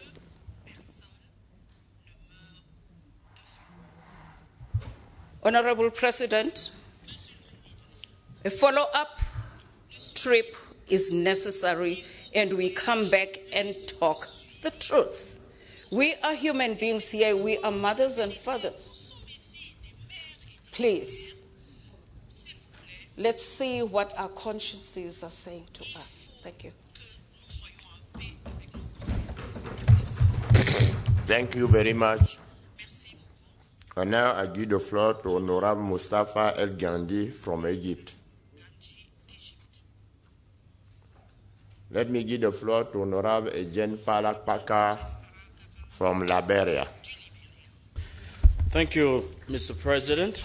I would like to compliment the fact-finding mission for the insightful report that they have compiled. But, Honorable President, I don't have to browsed through the report to know the exact problem facing Burundi and other African countries. The problem is simple. The inordinate quest for power is a problem that we are grappling with. And we parliamentarians are used as scapegoats. Parliament is used as an epicenter or as a conduit for the perpetuation of power. How? Most of these laws are passed by Parliament. To even amend the Constitution, Parliament has got a role to play. To give third term to leaders. And I usually say this, I bear no grudge to any African leader, no matter how good you can be. A leader will not be remembered on how long you stay in power, but how well you serve. So if you are a good leader, if your term is over, leave, or you groom another person that will follow your policies. But that is not happening in Africa. And we parliamentarians have a role to play. This is not about talking the talk, but walking the walk.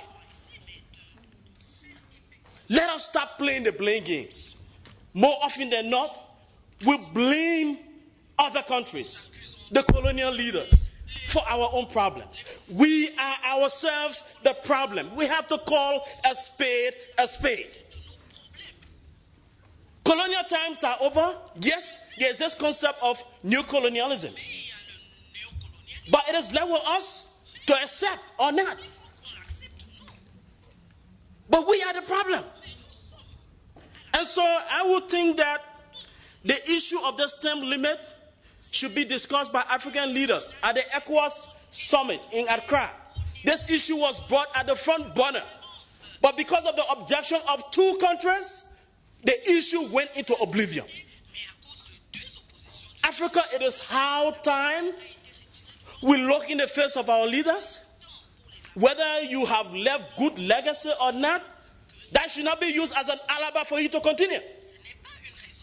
You have to leave a good legacy. And any leader that should leave a good legacy is a groom followers to continue where he stops. No leader is an angel. We are all human beings. Are you saying in Liberia, in Rwanda, in other countries, are there other people who are not good enough to be leaders? Leadership should not be confined to a few. This is the problem affecting Africa. And the sooner we realize our problem, the better it is for the African continent. Sometimes our lament will come, we talk. But most of our talk are not being effectuated. Why? Because this parliament is a toothless bulldog. Sorry to say. We advise. Why, if your advice or your pieces of advice are not taken into consideration? What do? So we come here, year in, year out, to make recitations, to recite memory verses. But at the end of the day, nothing is done. We think that if Africa is not ready, if the PAP is not ready, let's close it. Instead of coming here wasting our time. I think we are wasting our time. If we cannot get the legislative powers a tito bite, we might just come here to waste our time. So in conclusion, I know the people of Burundi are suffering. There are other countries that are suffering. But the solution to our problem is simple. If you go 2 terms, leave. Whether you are good, whether you are excellent, there might be another leader that could be better than you. So I think that we as African leaders must call a spade, and let's be frank with each other. Thank you very much. Thank you, Honorable Member. I now give the floor to Honorable Bilo Kero from Kenya. Thank you, Mr. Speaker. Mr. President, first I want to thank the members of the Fact-Finding Commission. This continent, our continent, Africa, Mr. President, is characterized by conflicts. However, Mr. Speaker, I want to reiterate the points that have been made by my other colleagues earlier regarding the role of the members of parliament in what is going on in some of the African countries, in many of our countries, Mr. Speaker. Parliament or members of parliament have a great influence in the government decisions because we support the executive when we're in the ruling party. We oppose the executive when we are in the opposition only. So what happens is, Mr. President, our actions always complement the executive when we're in government, and that is the reason why the executive has to undermine the Constitution. That is why the executive undermines or subverts the will of the people and ultimately plunge our countries into chaos. Mr. President, I think also the failure to respect our institutions. Most of our institutions are no longer independent in many of our countries, Mr. Speaker. And members of parliaments have been used. Parliaments have often been used, Mr. Speaker, to interfere with these institutions and therefore make them more or less, subservient to the interests of the executive. Then there's the lack of inclusiveness, Mr. Speaker, which again undermines democracy that we always talk about.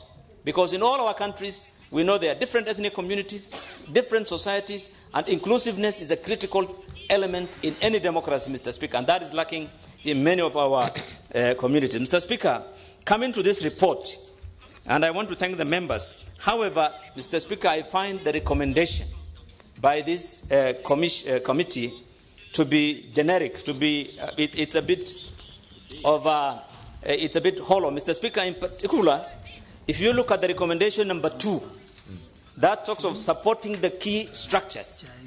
This key structure in the main report, Mr. Speaker, Mr. President, the Special Representative of African Union Commission, in the main report it says, they said that they AU opposes this internal structure by Burundi government because it's not inclusive and it does not cater for political parties which are not in government. And most of those political party leaders are outside the country, Mr. Speaker. And if that is the case, then I think to emphasize in our recommendation that AU and UN should support that internal process which is not inclusive, which does not bring on board all the political parties or the opposition who are outside the country. Mr. Speaker. I thank you, dear colleague. And now I give the floor to Honorable Dr. Bernadette Lahaye from Sierra Leone. Thank you very much, Mr. President. Mr. President, honorable members, let me thank our colleagues who went on the observer mission. When I read the report, the president himself, who was one of the stakeholders that was visited and interviewed, did state clearly the problem of the people of Burundi. He said since independence, the problem has been that of elections, and the violence takes place mostly during election period. So I think where you are able to lay your hands very firmly and solidly on the cause or causes of a conflict, then you have had half of the solution to that conflict.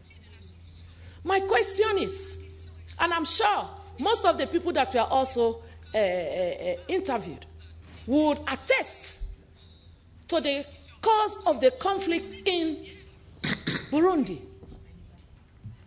Are they saying that they know the problem, but they have not the will, they have not the determination and the backbone to solve the problem? This is the issue. I'm not so much interested in whether a president serves 2 times, 3 times, or 4 times, or is open-ended. What should be the issue is you stick to what is in your constitution. Stick to what is in your constitution. If your constitution says 2 times, it is 2 times. If it says 3 times, it is 3 times. But stick to what is in your constitution. That is the problem we are having. We are not sticking to our constitution. We are not respecting that sacred institutions. After all, constitutions are not just made overnight. It is made through popular participation of the people, through referendum. So once that has happened, we stick to it. So I think our problem in Africa is the constitution and the elections. What are we doing with the ACDEC? The ACDEC is such a beautiful instrument. African Charter on Elections, Democracy and Good Governance. And we are signatories to it, and it has come into force. Our heads of state knows it. They debate it when they meet, but they are not sticking to it. So this is the issue. I agree with those that have spoken before me. We are not being honest with ourselves. Not only our heads of state, not only the politicians, even us in the parliament. When you are in government, you want to stay in government. So you will agree to everything your government says. When you are in opposition, you are problematic. But it's the same thing when the opposition goes to the government. The things that they did not agree, now they will agree because it suits their business at the time. So what we are saying is that what is wrong when you are in government, let it be wrong when you are in opposition. When you are in opposition, what is wrong and you criticize? When you are in government, let it still be. That is how we make credibility. That is how institutions are made. Consistency, continuity, honesty, and commitment. I think that is a problem of Africa. We are not consistent. We are shifting the goal when it suits us and when it does not suit us. This is why we are having all these problems. I thank you, Honorable. Let African countries be consistent. I thank you very much. And now I give the floor to Honorable Abdulrazak Said Namdas from Nigeria. Thank you, Mr. President, for giving me this opportunity to contribute my voice on this debate. I also want to thank the committee for the fact-finding mission. They've done dutifully well. Mr. President, I want to say that my late President, Murtala Muhammad in Nigeria, he gave a famous speech in OAU in the late 70s, where he said, Africa has come of age. And it is that famous speech that has made him out of office, even though as a dictator then. I am shocked to say that even 40 years after, it appears Africa has not come of age because we are still having issues with tenure. The problem in Burundi is talking about tenure. Although they are talking about it's a parliamentary election at that time that he became. But whatever the case may be, we have an issue of tenure in Africa. Just like my colleagues have said, there is need for us to be very specific about these issues of tenure. And this parliament, we should not wait until we have issues before we send delegation. Right now, as I speak, there are so many potential crises all over Africa about people who want to perpetuate themselves in power. So many people are about to die because we know that there are potential crises. But we will not intervene until when the crisis erupts. We send delegations and people struggle to be in the mission, people struggle to speak with head of state, people struggle to be in the news because they want to intervene. What are we doing when we are really having issues across the country, all over the places? I think we should act fast. We should not wait until these issues are there. In Nigeria, as I speak, as my country, I had a president. When Murtala Muhammad died, this deputy who becomes Obasanjo took over. He became the president, head of state in a military era. But when he became also the civilian head of state, he wanted to perpetuate himself in power. He wanted to insist that there should be third time. For thank God, in Nigeria, the national parliament ensured that this third time was defeated. And that is what we expect of all over parliaments all over Africa. We should not allow people to perpetuate themselves in power. Look, a young man in USA, an African American, Obama is the president in the US. And as good as he is going in 2 terms. Why must he remain in power for all this while? I think we should look at that. We should not ensure that these things happen. I also want to say that in Burundi, it is clear that according to the report that the police are handicapped. They are not professionals. They are also being killed. What are we doing? These issues are that there is need for the Burundian police to be trained, to have the fact that at least they are the civil authority. I know, according to the report, they say the military is very good. We are. Thank you very much, Honorable Member. Let me give the floor to Honorable Gloriose Nimenya from Burundi.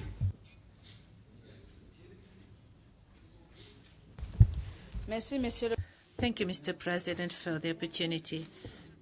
Mr. President, I would like, first of all, to thank the Pan-African Parliament that sent the fact-finding mission. I'd like also to thank the delegation members who went to Burundi to see what's happening there. Mr. President, I would not be long because one of my colleagues have already underscored and dwelt on the situation in Burundi, but I would like to inform the August House that the Constitution of Burundi of 2005 has not been changed. But the situation we are witnessing today is due to the fact that, as was said by one of my colleagues, is that there are some people who are overzealous.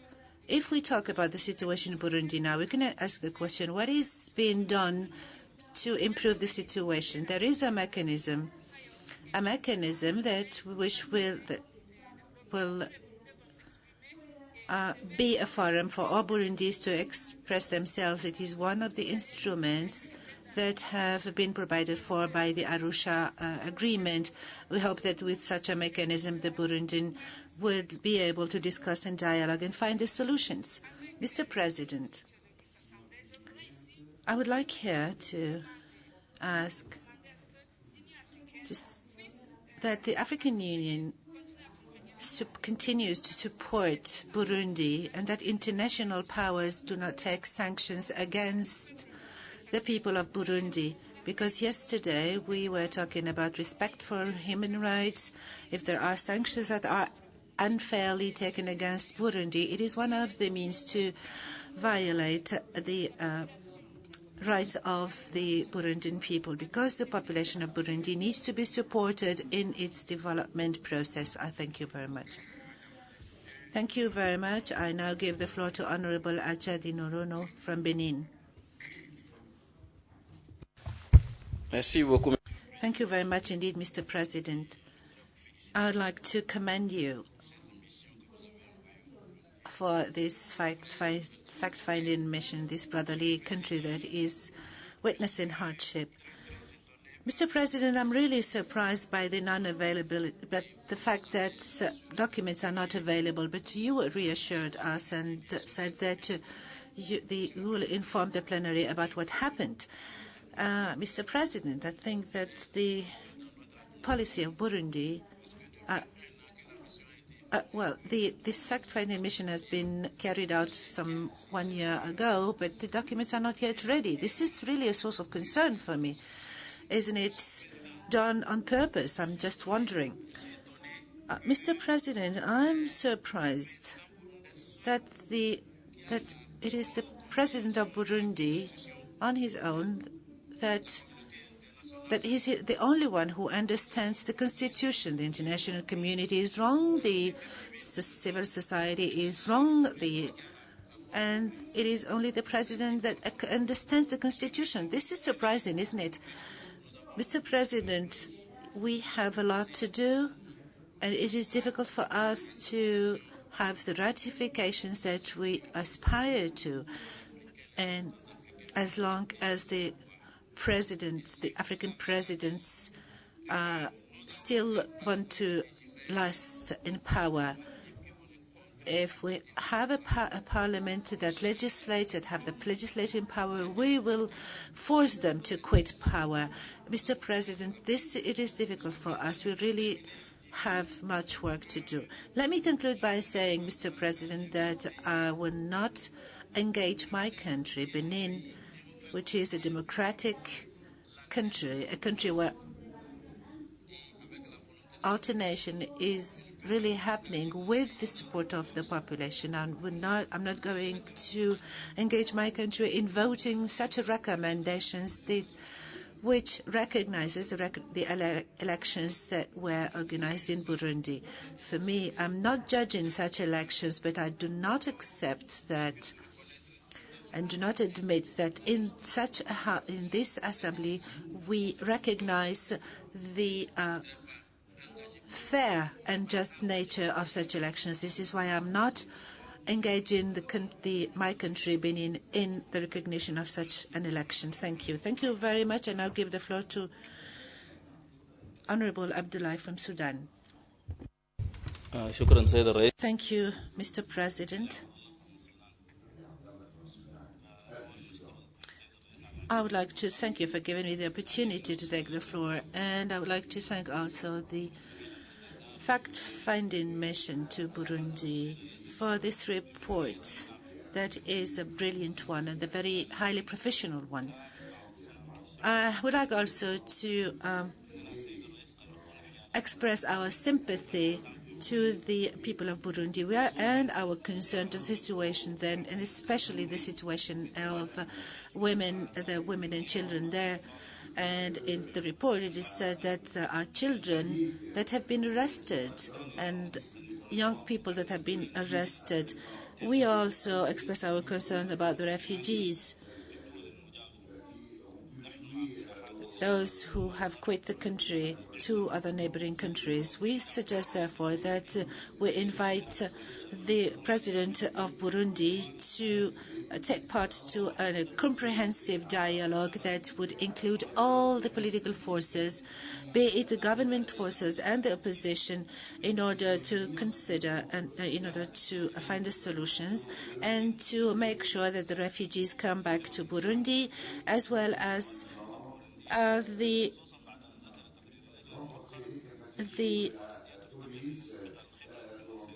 capacity building of the police and law enforcement agents in Burundi.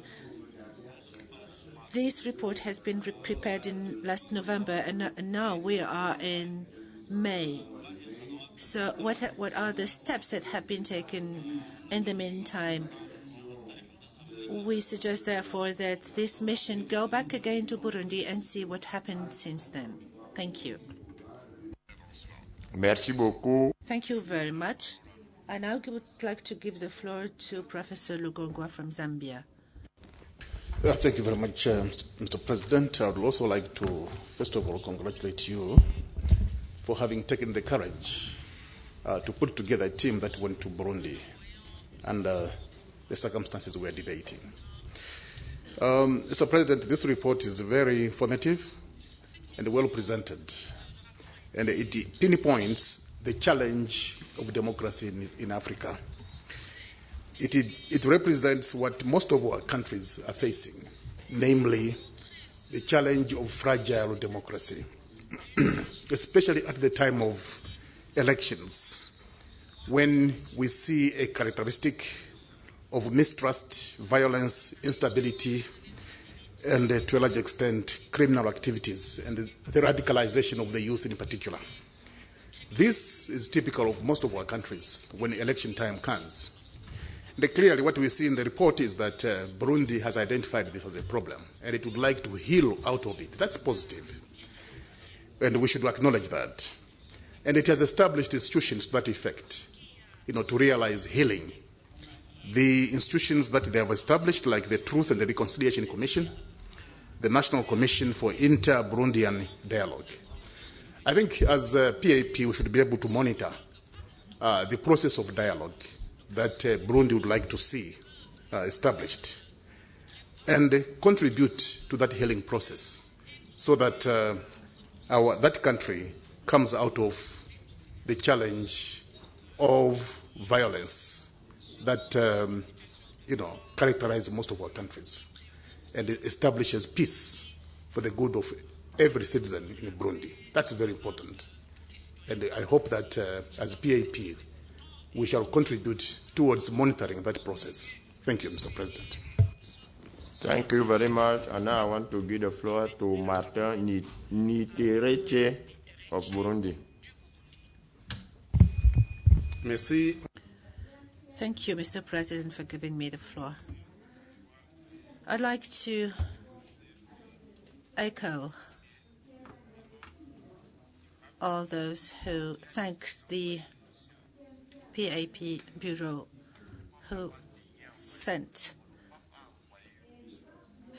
the PAP did send a mission a fact-finding mission to Burundi. I would like to thank as well the team that went to Burundi to see what was happening on the ground. There have been some development in the situation, and would mention people that have been released. At least 2,000 prisoners have been released, and underage also that were led to this insurgent movement also have been released as well by the police and judiciary authorities.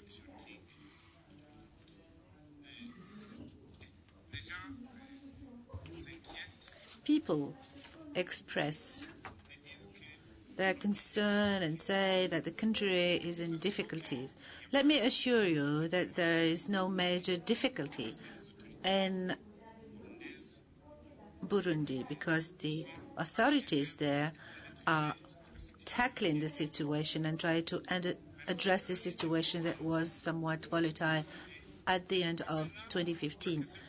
Now, regarding the term of office, let me say that this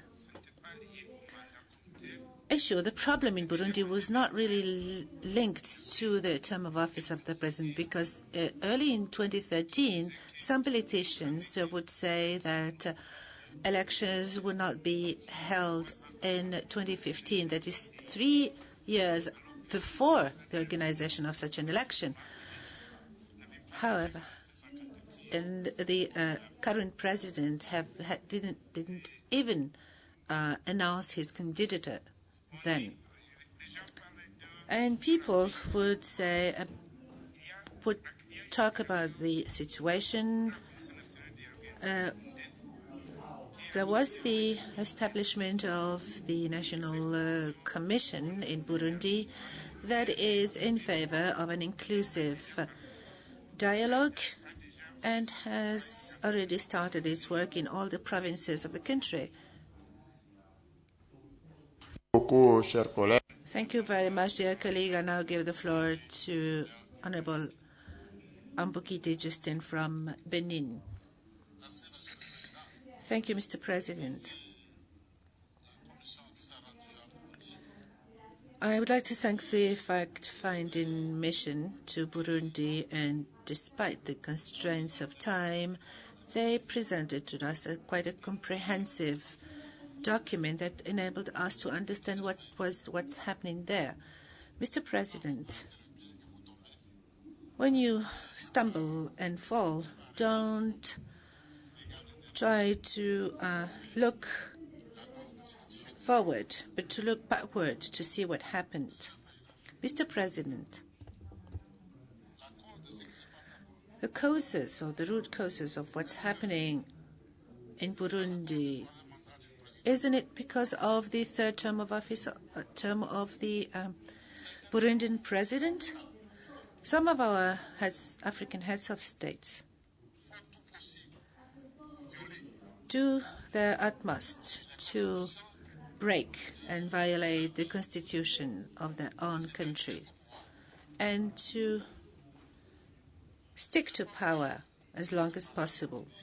And I think that what happened in Burundi is very serious. Our colleagues cannot say the opposite. Our colleagues from Burundi cannot say the opposite, sorry. And the decisions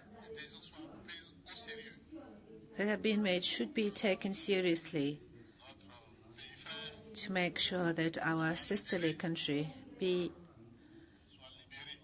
freed. This is not good. This situation is not good, and our heads of state, our African leaders should change their behavior. They must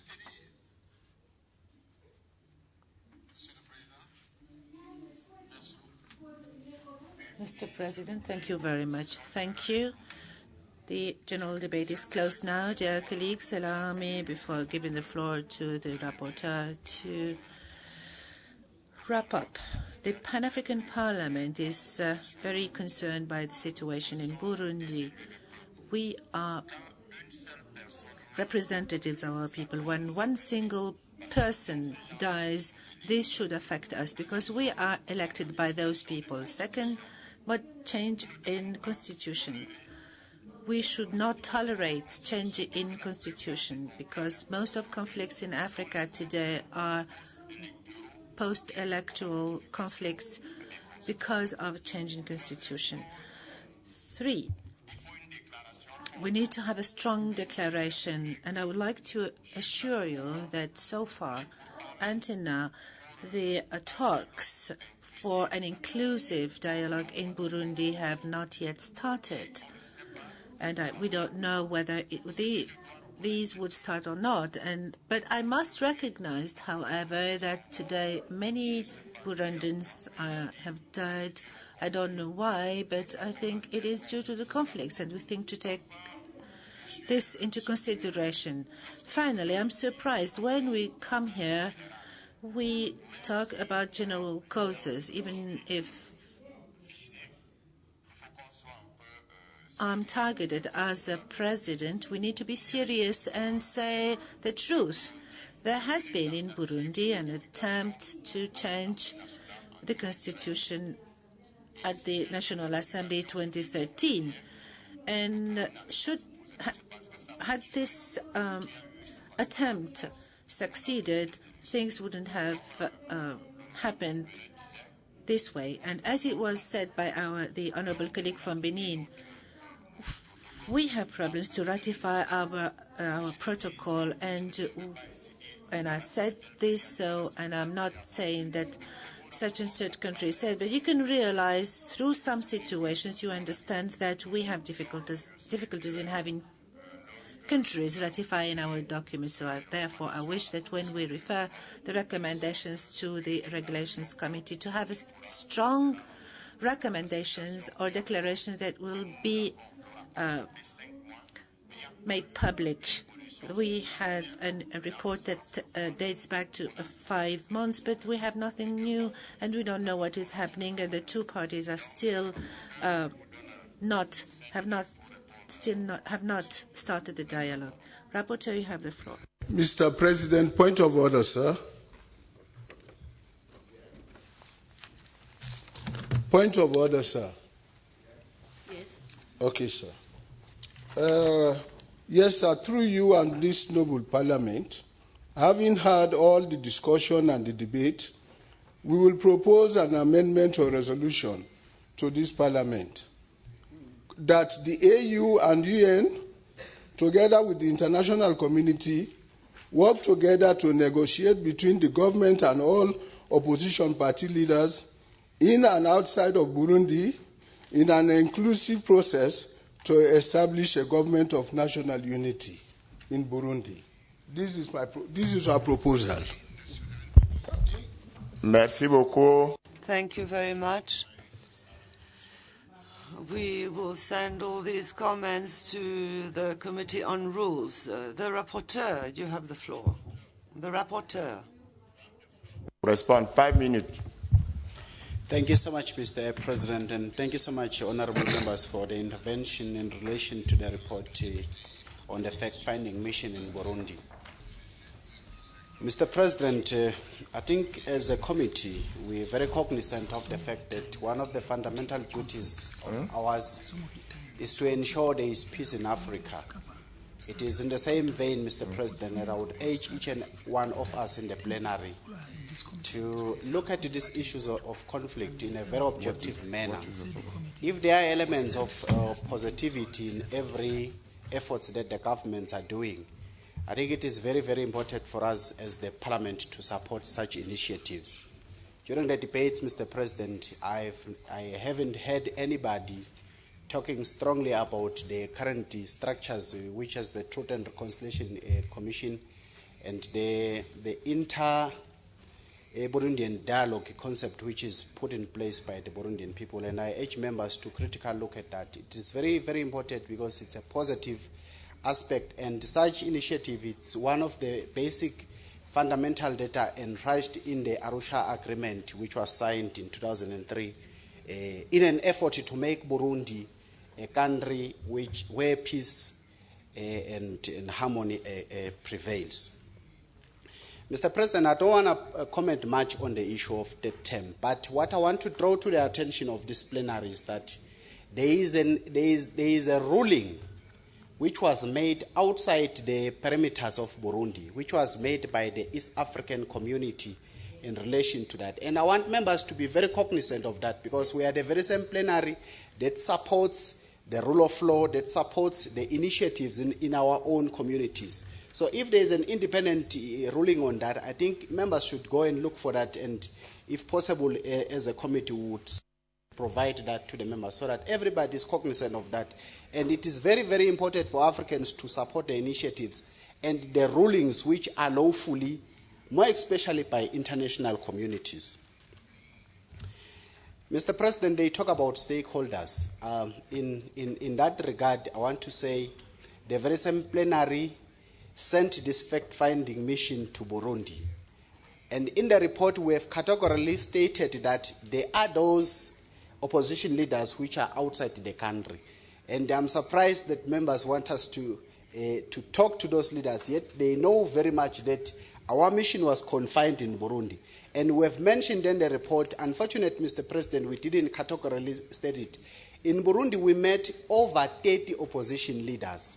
And of interest in that conversation, Mr. President, is that all of them, they pinpointed one who was amongst them to say, if in Burundi the leaders who boycotted the elections are persecuted and killed, why is this particular opposition leader amongst us? So that is an area which we have to interrogate as we go about these debates. And the concept I'm trying to draw in that is that it is true that most of them, they are outside the country. It's a fact, and we agree on that. It's the information that we get on the ground. However, there were a number of opposition leaders who are on the ground. And in the report, we have stated categorically clear that some of those opposition leaders, though they are being discarded by those in opposition, they formed coalition with the government, and there are over 32 opposition members who. And of interest, Mr. President, though it is not in the report, 6 of them, they are in the government, in the cabinet. They are cabinet ministers. So we are saying, Mr. President, in as much as we agree that the situation is not conducive, it's a situation that is very appealing, which is calling for every African to make an effort so that stability and peace prevail in.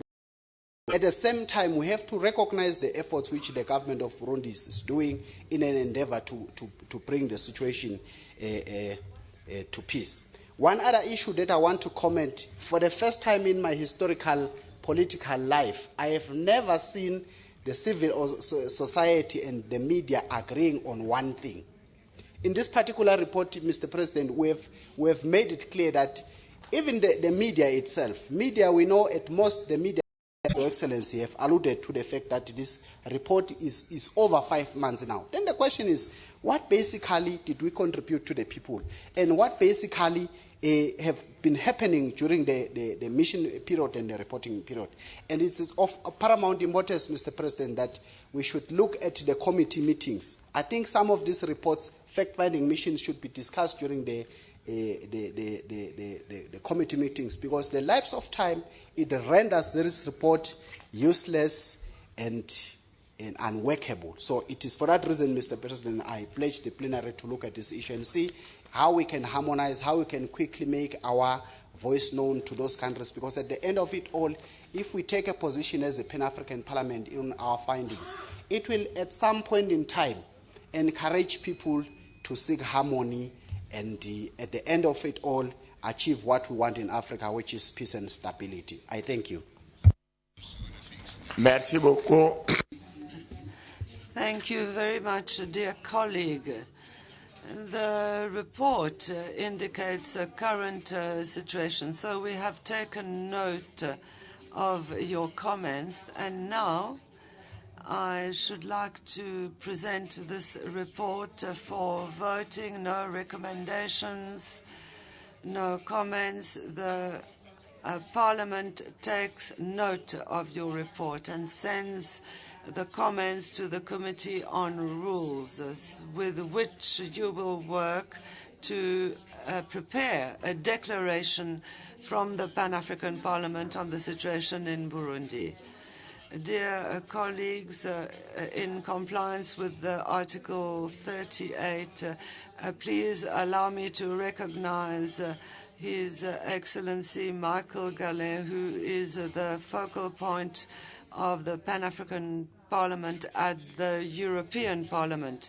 Head of the delegation, he accompanied Frank Engen, who is MP at the European Parliament, and Honorable Georgi Walveni, who is also a member of Parliament. Dear colleagues, please proceed to the chamber. And also, please welcome the clerk or secretary of the delegation. They have come here in the context of the conclusion of the meeting we had in Brussels with the President of the European Parliament to establish the basis of future negotiations with the Pan-African Parliament, between the Pan-African Parliament and the European Parliament. They worked for 2 whole days, and we will be signing at the Bureau the final communiqué in the presence of the delegation of the Pan-African Parliament. This will be signed immediately after adjournment of the meeting. The clerk, please let us know what is remaining to handle on our agenda. Thank you. Honorable members, a few announcements. The Committee on Rural Economy, Agriculture, Natural Resources, Environment, and Committee on Gender, Family, and Youth, and People with Disability will be meeting in Room 1 from 2:30 to 6 o'clock. The Caucus of Youth will be meeting from 2 to 3:30, and the elections will be held on Tuesday, 10th May, after the election of the Vice President for the Eastern Region in the plenary. The Women Caucus will meet from 3:30 to 6 o'clock. That Caucus on Youth will be meeting in Committee Room 2. The Women Caucus will be meeting in Committee Room 3 from 3:30 to 6 o'clock. The Committee on Audit and Public Accounts, CAPA, will be meeting in Committee Room 4 from 2:30 to 6 o'clock. The honorable members that are members of the Joint Africa-Europe Strategy are invited to attend the ceremony of the signing of the Declaration of Technical Support by the European Parliament to the Pan-African Parliament at the Presidential Boardroom at the end of this sitting. The announcement about the passports issuance for the MPs, please note that the AU has sent a delegation to deal with this from the 8th, Sunday the 8th, at 3 o'clock. The MPs are urged to go to the protocol unit at the PAP unit to complete their passport application forms, and they should take 2 passport-size photos with them and their national passports.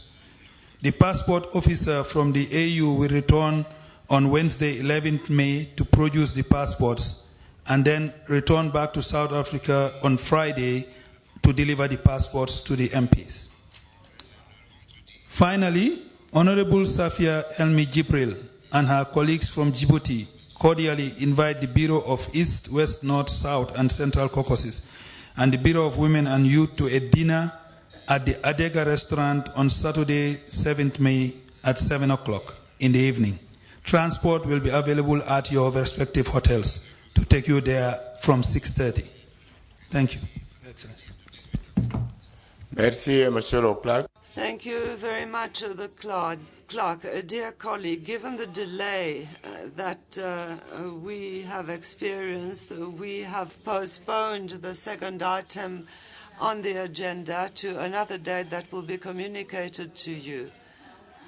When the plenary adjourns, we are going to meet with the staff to agree on the future agenda items. The meeting is adjourned and will resume again on Monday at 9 o'clock. Thank you.